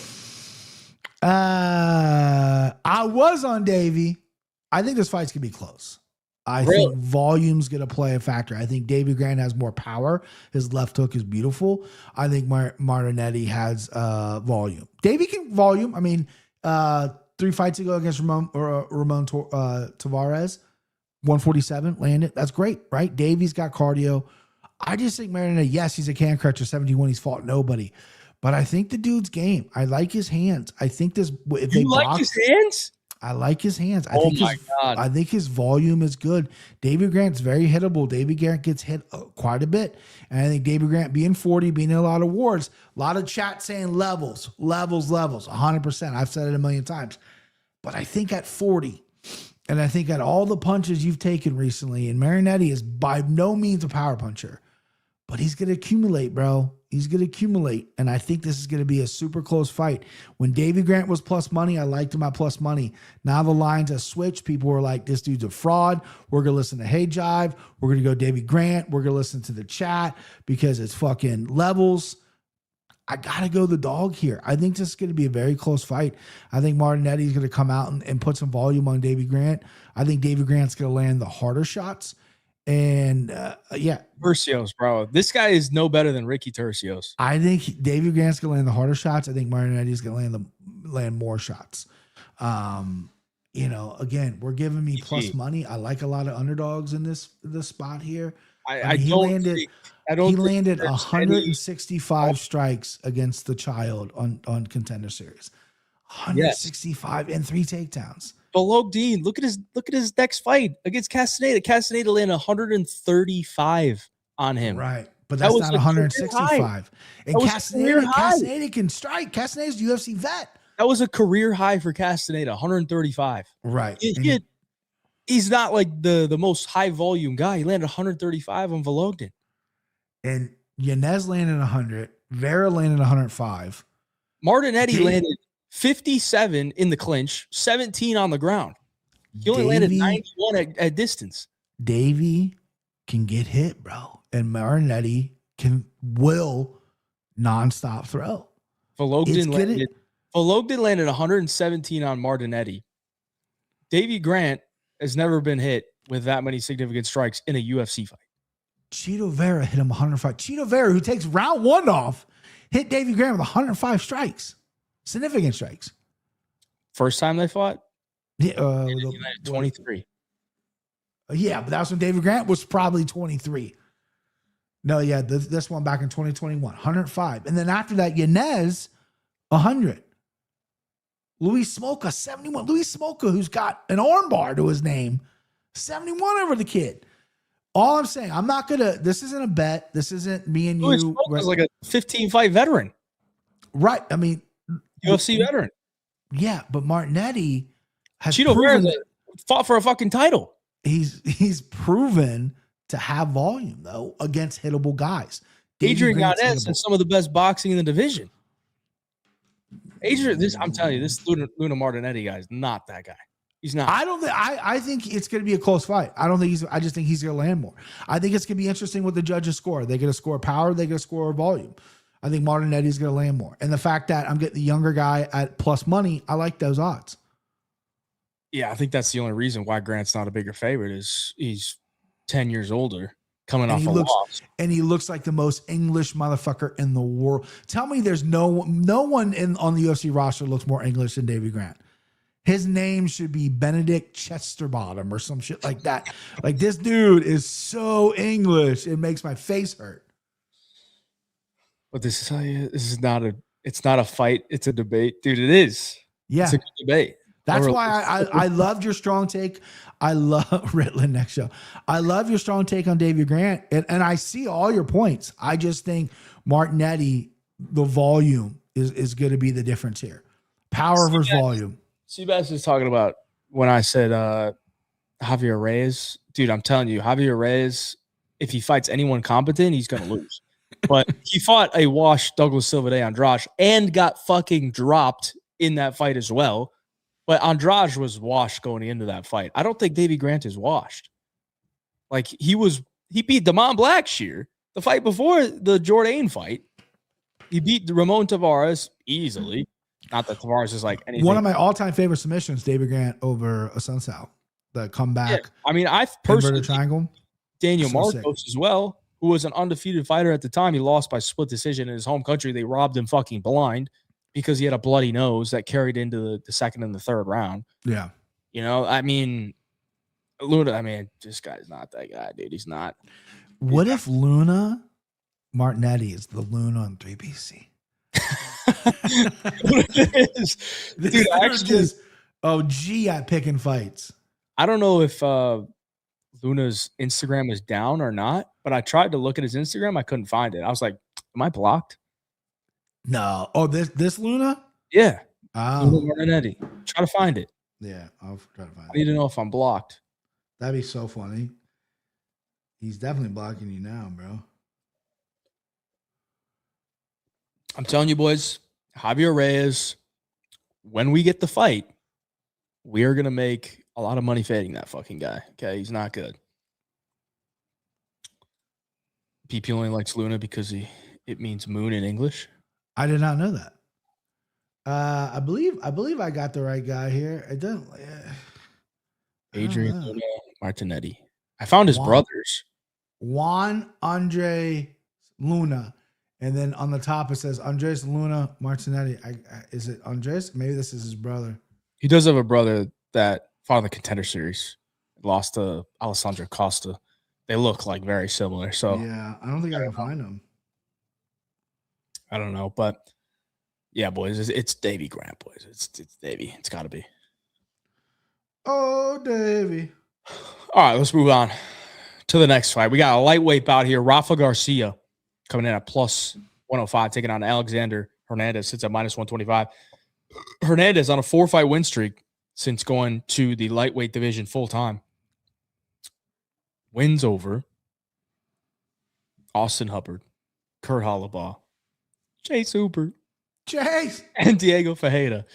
So he's on a nice streak coming in here. 10-7 in the UFC. He's been around for a while. Rafa Garcia 6-4. He's on a nice streak as well. Coming off the win to Jared Gordon, where Jared Gordon got hit by a car.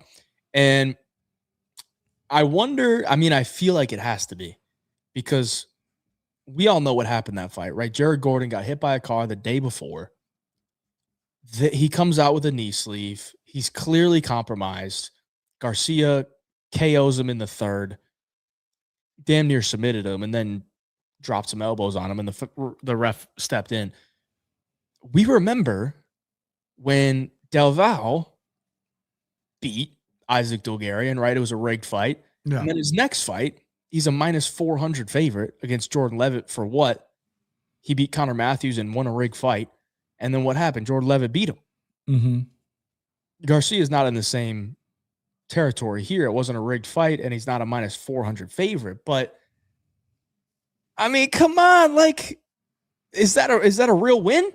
Like, I know Gordon was there and he was throwing, but like, it can't be the real Jared Gordon. I can't read too much into that win. So then you look at his wins, and it's Vince Pichel, retired, Clay Guida, retired, Mahashate, awful, Jesse Ronson, awful, Natan Levy, never did anything. It's like this guy hasn't beaten anybody good. Mm-hmm. I don't think he's a bad fighter. I think he's, serviceable. He's very durable. I think he's got some decent offensive wrestling. His boxing's okay. A little bit slow, but he'll throw. So, I mean, there's a world where I could see him winning against Hernandez. He's got good cardio. Maybe he could out cardio Hernandez, mix in some wrestling, make it tough on him, tire him out. But I feel like Hernandez is just like a much better fighter overall. And he's fought the better level of competition. And he's got a lot of momentum coming into this fight. So I think it's Hernandez, dude. Yeah. At minus 125, I feel like he should be at least minus 150. Yeah. Agreed. And good points on the Jared Gordon, because Javi Garcia has never knocked anyone out in the UFC, and he happens to knock out Jared Gordon, who got hit by a car that day. Garcia is known to be just tough. He's tough to put away. He can grapple a little bit. His stand-up's okay. He's got a good chin. He'll go 3 rounds with you. If you beat him, you got to earn it, right? He's been finished before, but it's hard to come by. Alex Hernandez, the reason I think this line's low the way it is, I love Hernandez in the spot, by the way, but the reason I think it's low is because he's a front runner. He looks good when he knocks you out round 1, early round 2. Yeah. He doesn't put a full 3 rounds together quite well. He gets distracted, lapse of judgment, maybe a cardio problem, whatever. I love the move he did. He was with Mark Montoya and those guys in Colorado. Him and Reval started their own gym. At first, I didn't like the idea, but they've actually really, since that gym's been around for about 2 years now, everyone from that gym has done really well for themselves. And I think part of that is just new, refined, energy for themselves. It's like a brotherhood, obviously. And I think Hernandez has really excelled in that. He's on a nice little win streak here, has good power. I don't think he can knock out Garcia. I think he can finish Garcia maybe late if Garcia completely gasses out. But again, that's probably not going to happen. I'm worried about Hernandez just maybe taking a round off, up 2 rounds, getting I'm going to dance around and get hit with something crazy in the 3rd round. Yeah. I like Hernandez by points here, though. I like Hernandez quite heavily in this spot. This was going to be another one that I like to empty the clip on as well, or maybe even throw in our parlay. However, I just don't trust Hernandez yet. I've seen too many lapse in judgments, especially when fights go 3 rounds, and you got a guy in there who's going to give you 3 rounds for sure, probably. So give me Hernandez, but I like Hernandez by decision.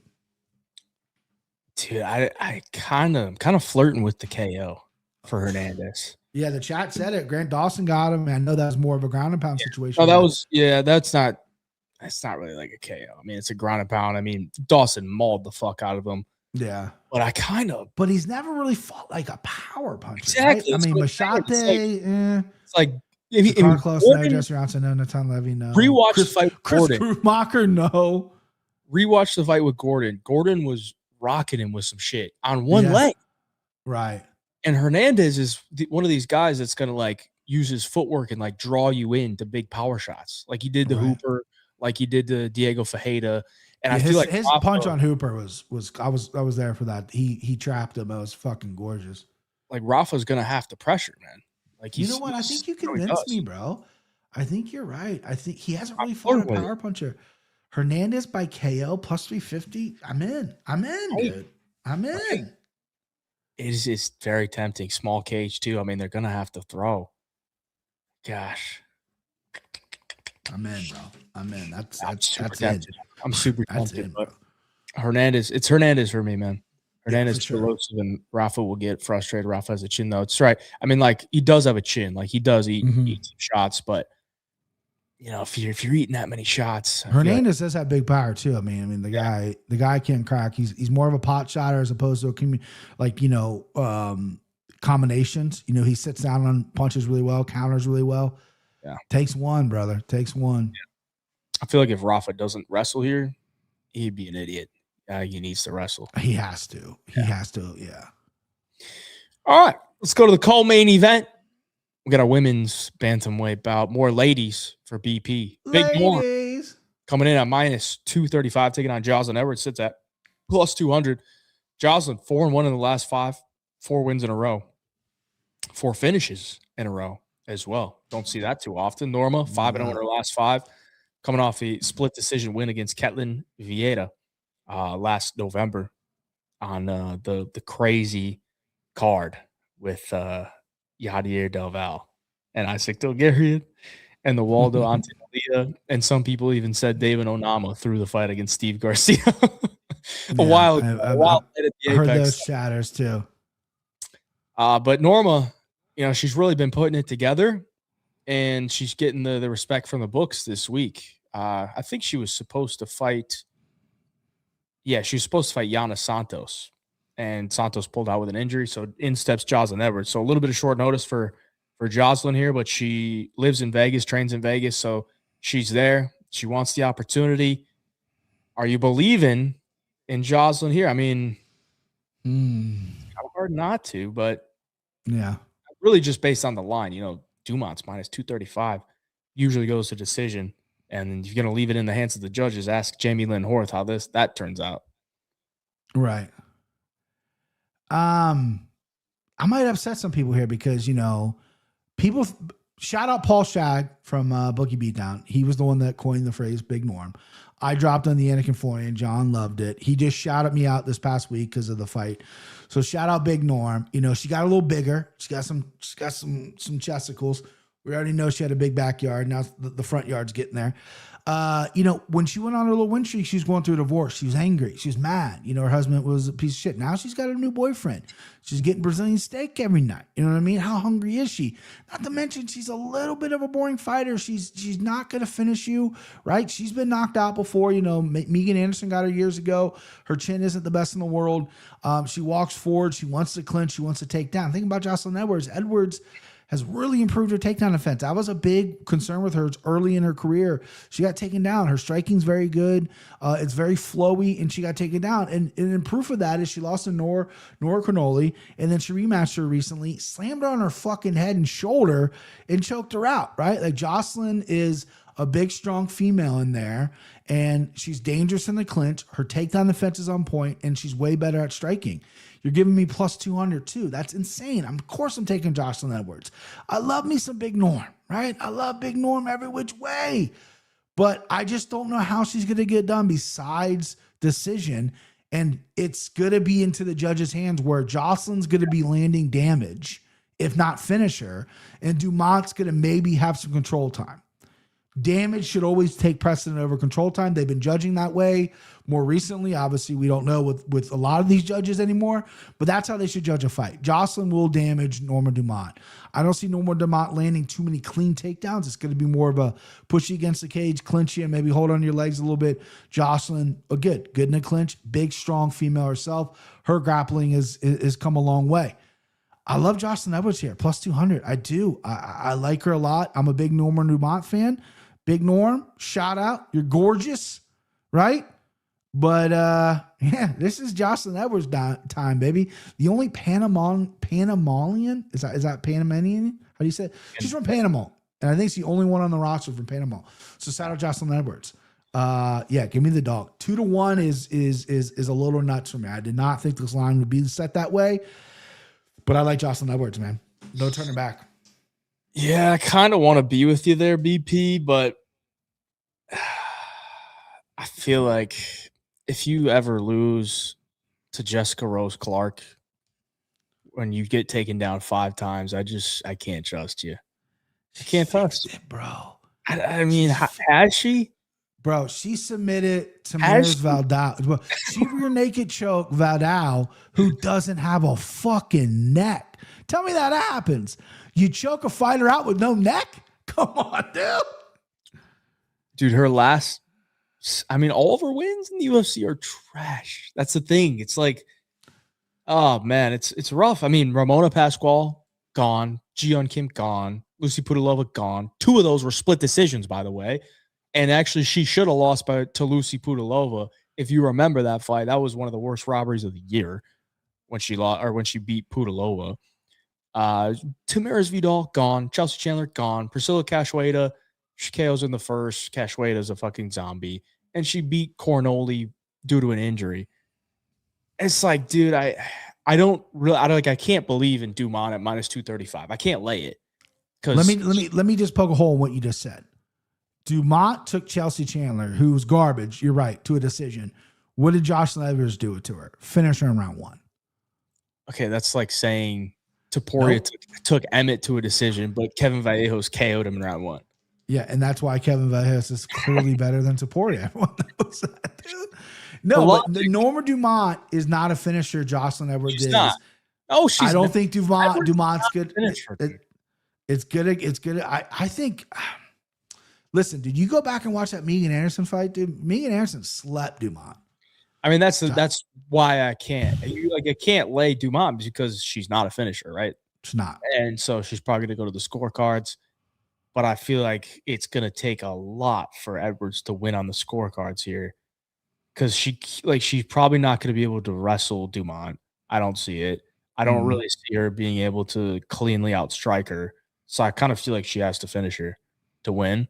It could go to like a close 29-28, but I feel like Dumont gets her hand raised probably 70% of the time if it does go to decision. Yeah. So yeah, I mean, I'm picking Dumont. I'm not really going to touch this fight, really. Yeah. So yeah, I mean, what is Edwards like by KO or something?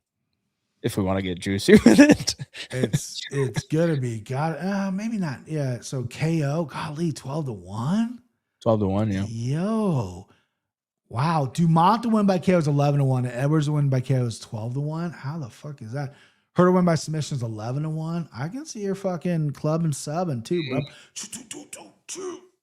You know what was a crazy fucking line I saw earlier? I forgot to shout it out, but Bueno Silva against Michelle Montague.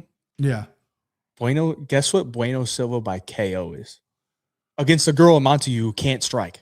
I mean, you're making it seem like it's high. Let's go 18-1. Try 50-1. Yeah. 50-1.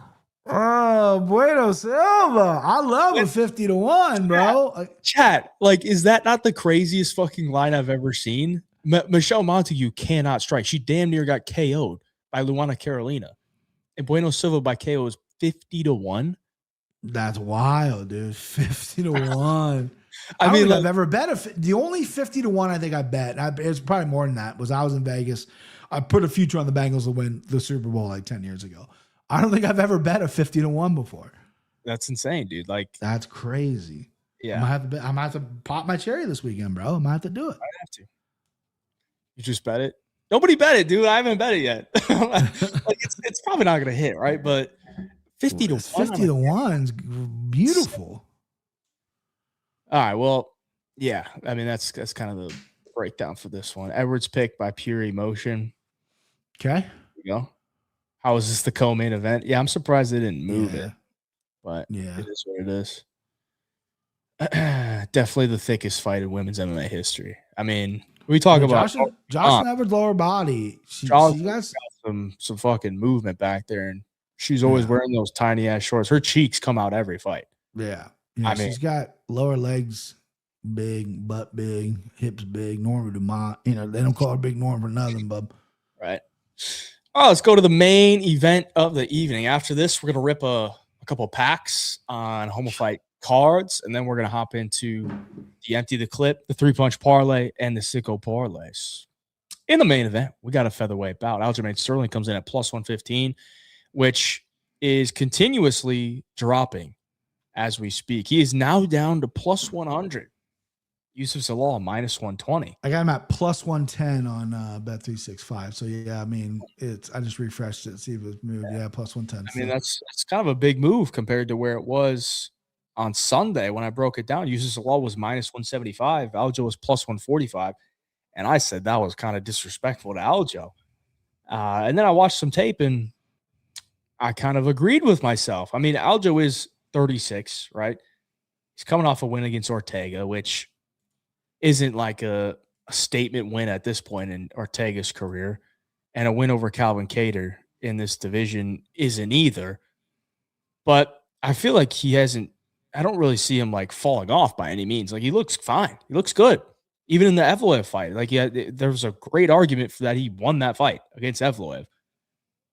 So 36 doesn't really scare me. I think it's more the stylistics of this fight. And Zalal is a guy that's never been finished, but he's 4-5 to the decision. So I kind of feel like if he doesn't finish Sterling, the decision's probably going to be pretty dang tight. It's going to be tight because Zalal can be taken down. He can be grappled. The last fight he had before he got cut by the UFC was the Dumont Blackshear fight, went to decision and went to a draw. But Blackshear won the first two fights with the grappling. And then Zalal 10-8'd him in the third. So since then, we haven't seen Zalal against any type of grapplers. You know, when his second stint is Billy Q, who didn't grapple him. Jarno Aarons, pure kickboxer. Jack Shore has always sucked. Never thought he was good. And he hit him with a knee and subbed him. Kattar, pure striker. Emmett, pure striker. And so he's, 4 out of his last 5 wins in the UFC are finishes. I think Aljo can get his grappling going here. I think the striking can be fairly even. My one worry is the knee up the middle for Zalal against Aljo, who likes to shoot head first. And also just Zalal's footwork being tough for Aljo to find clean entries on takedowns. But smaller cage kind of gives him a little bit more of an advantage to try to close that distance. So I'm going to have to go Aljo here at any type of plus money as the pick. What do you think? Yeah, I agree. Yeah, I keep stopping myself going, is it that easy? I mean, Yusuf Zalal, listen, lost 4 in a row, debuted, he was the first Topuria fight, right? Took Topuria to decision, lost 4 in a row, all very close fights, gets cut, wins outside the UFC. Now he's 5-fight win streak over, whatever competition. And he stopped drinking. He took it more seriously and all that stuff. So props to Zalal for getting back here and getting back to the main event. He obviously deserves it. But this is just a bad matchup. And I'm just thinking, like, is this that easy? Aljo, just easy, but plus money? Because Aljo's grappling is very, very good. He's out in Vegas where he trains with just nothing but grapplers. His striking, which he struck a lot with Brian Ortega, is funky, right? That's his everything about him is funky. He does things a little bit different. That's why his nickname's the Funk Master. His striking, his kicks are pretty good. His hands are weird, his weird positions, and but it's effective to his style. And Yusuf Zalal is obviously a much cleaner striker, and he is explosive. He's got some great flying knee knockouts on his record. And that's the one thing that is throwing pause at me. I close my eyes. I just remember Marlon Moraes catching Aljo with that fucking knee and putting him out, right? Zalal could obviously do that, right? But I just think Aljo's grappling is that much better than Zalal. I think Zalal, what has he got? 59% takedown defense. He does get up pretty well. He gets taken down a lot. He's obviously never lost by submission, I don't think, at least not in the UFC. He's got 3 submissions in the UFC, all by rear naked, 2 by rear naked, 1 by arm triangle. And then that weird, he didn't even throw a punch, land a punch on Josh Emmett where he got that arm bar. The kid's good, but I just think Aljo, big, strong dude, gonna take him down, and Aljo can do position over submission. When he gets your back, it's deadly. And I see Aljo winning, but it also scares me because I'm like, is it really that easy? But it might be. Fuck it, it might be. Plus 115. I'm gonna take Aljo. And what is him by submission as well? That's something I meant to look up. Oof. Aljo by submission is going to be plus 425. I like that as well. I didn't think it'd be that high. I think Aljo can get the back and get a submission here. He's all never been 5 rounds in the UFC. Aljo obviously has been 5 rounds, former champion. I know that was at 135. We're going up to 45 now, but Zalal is not like the biggest guy in the world. I think Aljo is going to win this fight. And I like the plus money, babe. Could hit that backpack as well. Yeah, Zalal gave his back a good amount against Blackshear.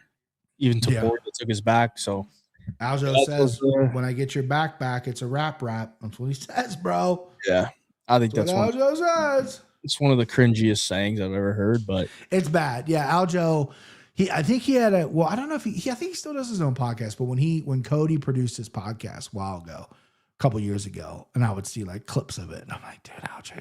Because there was a while there where he was not the fan favorite. After the Jan, he did not have a lot of fucking fans at that point. And I'm like, dude, these clips are not helping, dude. You sound so corny. When I was making my picks video today, while I was recording, I'm like, Zalal could land knees up the middle, right? And then you think of how Aljo won the belt, right? The knee, is down. And then in that fight, Jan was hitting him with that trip takedown. Jan's so sick with that. Osotogari takedown. Outside trip. And I remember when I was watching film on Zalal, he kept hitting Billy Q with that. Yeah. And I'm like, oh my God, Aljo might get PTSD because he's back at the Apex. He's been out of the Apex in a long time. And Aljo doesn't care to get taken down. Like, he'll get tripped. Like, he got tripped by Jan. It was like, cool, let's go to the ground. But Jan just did it to, was like, all right, stand back up. I'll fucking throw you back PTSD. Down again. Knees up the middle. Sotogari trips. He's like, holy fuck, dude. I might just get fucking mollywopped by Jan. And maybe he wins by DQ again. That'd be crazy. We'll see. He'd have the fans he has left none of them would exist anymore if he won again by DQ. Zero. All right, let's rip some cards. Rip them. On Home Fight cards. We're going to rip 2 packs at least. We'll see what we get. If we get what you have to promise me now, if we get a Keith Peterson or if we get a Jason Herzog. I think Jason Herzog is one of the best referees. And when I was in Vegas on the floor, all the referees walked by me. It was Mark Goddard. It was Keith Peterson. It was Herb Dean. It was Dan Murgagliata. It was Mark Smith. And then everyone shouting their names. And I just looked at Herzog. I was like, Herzog, what's up, man? It's the only one I cared about was Jason Herzog. Well, if we get another ref, I'm getting it shipped to my house. I'm going to start a ref. What if we get another Dan? Are there 2 Dan? Are there 2 Dan Murgagliata cards?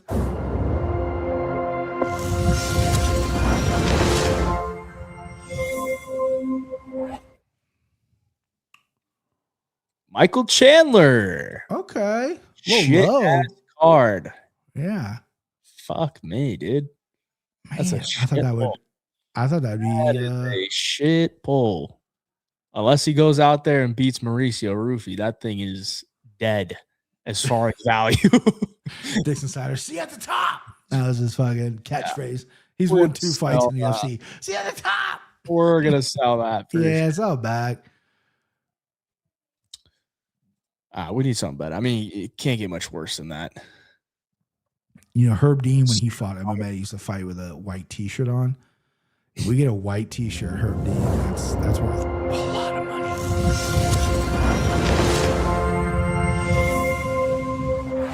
Oh my God.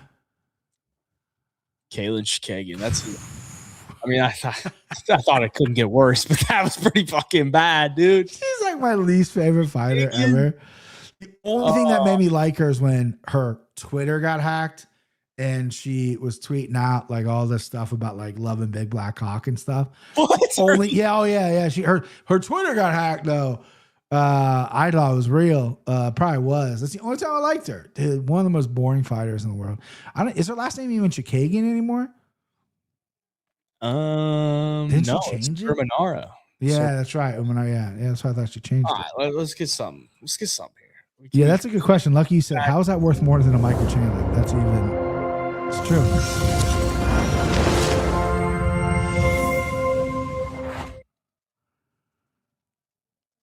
Grant Dawson. Okay. My boy Grant Dawson. That's not a bad card. That's not a bad card at all. Might have to get that shipped to my house and have him sign. Granny D, bub. Little Grant Dawson rip. Little Grant Dawson ripper. Should we rip one more? One more. We got it. I mean, listen, I think the Grant Dawson is a great pull, but we had Chikagian. We can't. Yeah, let's rip one more. One more for the culture. One more for the boys. The culture. Give me a Taporia right now. Come on. Misha Serkinov. Why is that worth so much? It's not bad. 66. $66 for Misha Serkinov? I mean, I'm willing to sell that and rip another one. Yeah, rip another one. Hey, so you get a free pack out of it. $66 for me. I don't understand that at all. What the Misha Serkinov?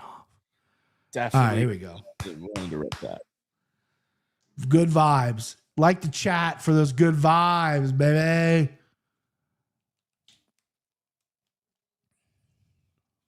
Come on now. It's just loading. It's loading us the best card possible. That's right. This is a good sign that it's taking this long to load.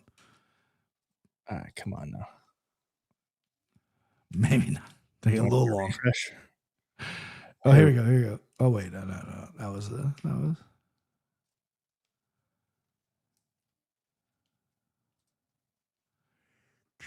Get a ripper in. Ripper. Oh, did I just lose that? Oh, that sucks if you did. Maybe it's an unopened pack? REPACKZ. My packs. There we go. Open. Waiting to open. Here we go. Here we go.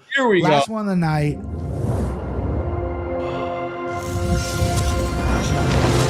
Into this one. Diego Ferreira. What no night, bud. Those are like kind of decent looking cards, the gold prisms. But yeah. I think they look cool for sure. Yeah. Selling that shit. Show. For sure. You get knocked out by Alexander Hernandez. No, thank you, brother. No, thank you. We're buying another one. Get another one. We'll do this all fucking night, chat. Until we get a goddamn good one. All right, this is for sure the last one. Last one for sure. This is the last one. It's like I'm at the fucking here we go roulette table. It's the last spin, Jeff.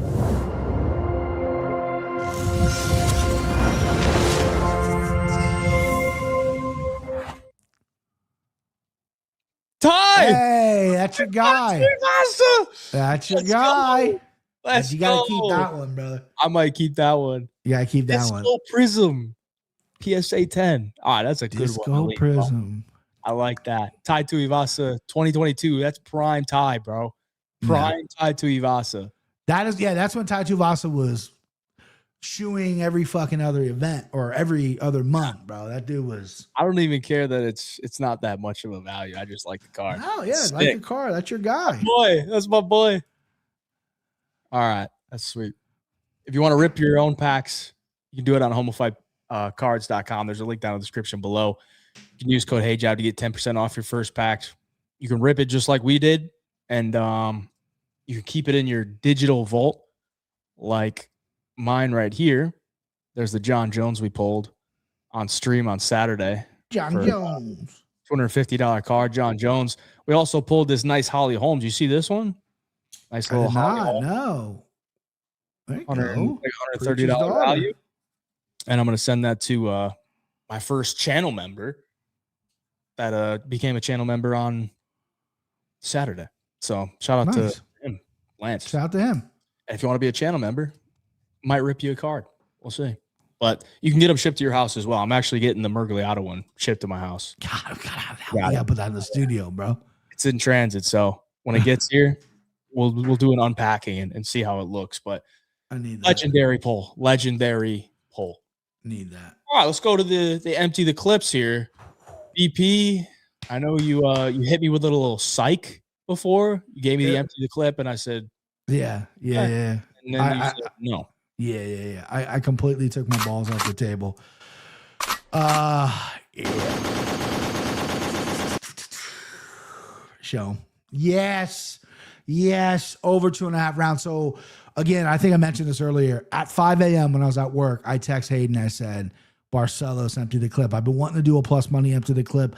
I think Barcelos is going to get it done. And then took a little nap when I got home, talking to the kids. Kids really leveled me out and said, listen, Dad, we want some toys. We need some toys. So you need to win. So I didn't want to fucking go too crazy. And I just think this is an absolute smash right here. I think over 2.5 rounds. Sure, I mean, Montague could clip Barcelos. This is MMA. Anything can happen. But minus 170, full beans, over 2.5, empty the clip. We're winning this weekend. Let's fucking go. Let's go. There's Lance in the chat. Shout out to Lance. What's up, Lance? First ever member, bub. Channel member, my boy. You'll get that Holly Holm card soon. I'm working on it. I sent him a message. We're working on getting that sent over to your account, brother. Awesome. All right, so BP going with the over 2.5. No violence for BP. Let's have a boring fight, eh? Cash that minus 170. You going violence? You going heavy violence on yours, bro? No. Okay. No, there's one guy I'm looking at this week, and I was looking at this card, and I'm like, well, Filho. Probably easy. Marshall probably easy. Sure. But I don't want to do something easy. Be that guy? I don't want to do something easy. Some might say it won't be easy. Some people on the screen might say it's not going to be easy, but I think it could be easy. It could be an absolute bet left. Davey fucking Grant. Yeah. Dangerous Davey. Minus 130. 40 years old. Doesn't scare me one bit. Doesn't scare him. He's going to expose the fraud. What he's been doing, that's his job, is to expose the frauds. So they're throwing Luna Martinetti into the deep waters with Davey Grant, and he's a fucking shark. He's going to go fucking. First time ever Davey Grant's been called a shark. So he's a shark. You've been blocked by a few fighters. Davey Grant's going to be another member of your channel after calling him a shark, brother. He's been my guy. He's your guy. 40 years, I don't care. He's getting it done. Empty the fucking clip on Davey Grant. And empty, I can tell you, bub. Usually I haven't placed any bets at this point in the week. You already placed one? I got one on Davey. Wow. I got one on Davey. Doesn't make me nervous at all. Doesn't make me nervous. It does. It really does. All right, let's go. We need a fucking win, boys. We haven't had a win in a while. I think By the way, we were going to get one. I don't know if you checked your text. We were going to get one for Fatima Klein this week. Russ finally got back to us after he made the graphic. She picked the guy I picked, so it's basically Fatima's giving us a pick anyway. Yeah. Okay. BP's going Aljo. Aljo. Money. I'm going Alexander Hernandez. I like that. Right? I mean, you said. I mean, I think we both agree on it. I like Aljo. You like Hernandez. We're aligned there. And for the third leg, we're going chalk. Julia Palastri, minus 240. That gets us to plus 401. I mean, that's a nice little parlay there. Plus 401. We can chip away at that unit total. I think it's live. And Palastri's the first fight of the night. If she somehow loses, we can always add up. We can pick another person, add up. You know what I mean? That's the benefit. You can rebuild and just go Sterling Hernandez, parlay. Whatever you want to do. Boys, this is not financial advice. And as you can see on the screen, you probably are not going to want to tail the 3-punch parlay based on past results. But I'm going to tell you right now. You're going to want to tail it, okay? I'm fucking good about this week. All right. See this light behind me? How much do you think that light costs? Okay, $12 for my Kia. How do I pay for that? Hitting parlays, Bob. 3-punch parlay. Pay for that shit. Yep. All right, here comes the sicko. What are we working with? I like it this week. I mean, I like it every week. Span. I'm going all money line, all plus money. Span. Barcelos. And I forget the third. Oh, yeah, Jocelyn Edwards. You're going to get a better number because Jocelyn Edwards is now north of 200. So maybe wait till fight night to place that bet. But 1533, all money line, not touching the props, 3 underdogs. I think that can hit. Very confident, too. I'm very confident Barcelos and Edwards. Span, again, fight IQ, could win the fight, big power, but he's a dum-dum. He's a dum-dum in there. So let's hope he's not a dum-dum come Saturday. But I like it. 1531, baby. Almost my area code. Well, not really. 513. There's too many numbers. I don't know why I said that. Let's move on. All right. Well, for the first time in my sicko parlay history, First time ever. Let's hear it. we're not going 3 legs. We're not going 2 legs. 6. We're going 4. Oh, 4 legs. okay. Numbers worked with me. I got it just over 10-1. Nice. I didn't really feel like there was a lot of value on any props this week. So I'm like, all right, well, we got to get this thing to 10-1. We got to add an extra leg, but I feel pretty good about it. Good about it. So first leg, we're going with Palastri, round 3 or decision. Like that. -148. We get the number down a little bit for -240. If she finishes her in round 2, so be it. But I think Alencar is pretty tough. She's never been finished. Palastri, late cooker. Let's get that one through. Then we go with Dangerous Davy. That's where you fucked up. -125. -125. Put a lot of eggs in the David Grant basket, bro. All the eggs are in the basket. Yeah. Just straight money line. He could KO him. Maybe Martinetti's got a granite chin and he wins a decision. Who knows? I'm not going to try to predict that. I'll just take the money line. And then we go Hernandez money line. Love that. Same thing. Garcia might have, a granite chin. Hernandez, I think, could KO him, could win a decision. So we're just going straight money line. The number's short enough. It'll juice up the parlay a little bit. And then the last leg to cap us off, we're going Aljo money line. Okay. Hey, besides Davy Grant, and I don't have a strong lean. Obviously, I picked Luna. We had a nice little debate on it. But that's 10-28. That's nice. That's nice right there. I can't hate on that, brother. 10-28. 3 money lines in a round 3 or decision. I mean, if we hit the first 3, we go into the main event. I didn't want to go. I was going to go Sterling decision. Yeah. But, if he gets to the back and rear naked chokes him, I'd be pissed. So, I mean. You had to go choose money line, especially with a 4-legger. You don't want to get too 4-legger. Yeah. Well, I'm still getting plus money on the money line. So exactly. Yeah. Plus 10-28 on the sicko parlay this week. If anyone out there's selling it, good luck to you. Good luck. Good luck, chat. I love saying that, chat. I feel like a streamer. What's up, chat? Agree. We need to win this card. Yeah, we do. We're gonna win this one, Bob. We're winning it. Positive thoughts only. All right, make sure you get your picks in on 3-punch convo to get your chance at winning the $1,000. If you get all 13 fights correct, you got to pick all 13 fights to win. And we've already had a winner, so maybe this week it could be you. There's some decent, decently lined fights where you can have a couple gimmies. So there's that. But pick your spots carefully, and maybe you can go home with an extra $1,000. BP, anything else before we hop out of here, brother? No, that's about it, chat. You're amazing. I know this card isn't the juiciest, but you guys showed up in the chat as always. And yeah, no, this is the highlight of my week. I love talking fights. This is my life. I love you guys. And yeah, that's it. I gotta hit the hay. I'm tired. I gotta put the kids to bed. You guys are amazing. Thank you. Yeah, appreciate you, chat. We'll be back here next week breaking down UFC Perth. I might go live this Saturday with a watch party. Most likely, I will. At the very least, I'll probably do the main card. You did the entire card last week, right? Yeah, it was long. It went kind of fast, but I mean, it did take a lot out of me. And the next day, I was like, I don't want to do a stream on Sunday. Right? Yeah. So my big thing is I don't want to eat on camera. I don't, like, well, that's the thing. It kept me from not eating. Right? Yeah. Maybe that helped me. Maybe that would help me. Right? Yeah. Well, if I do, I'll let you guys know. But we'll see you next week. BigJive MMA Show. Until next week, we out.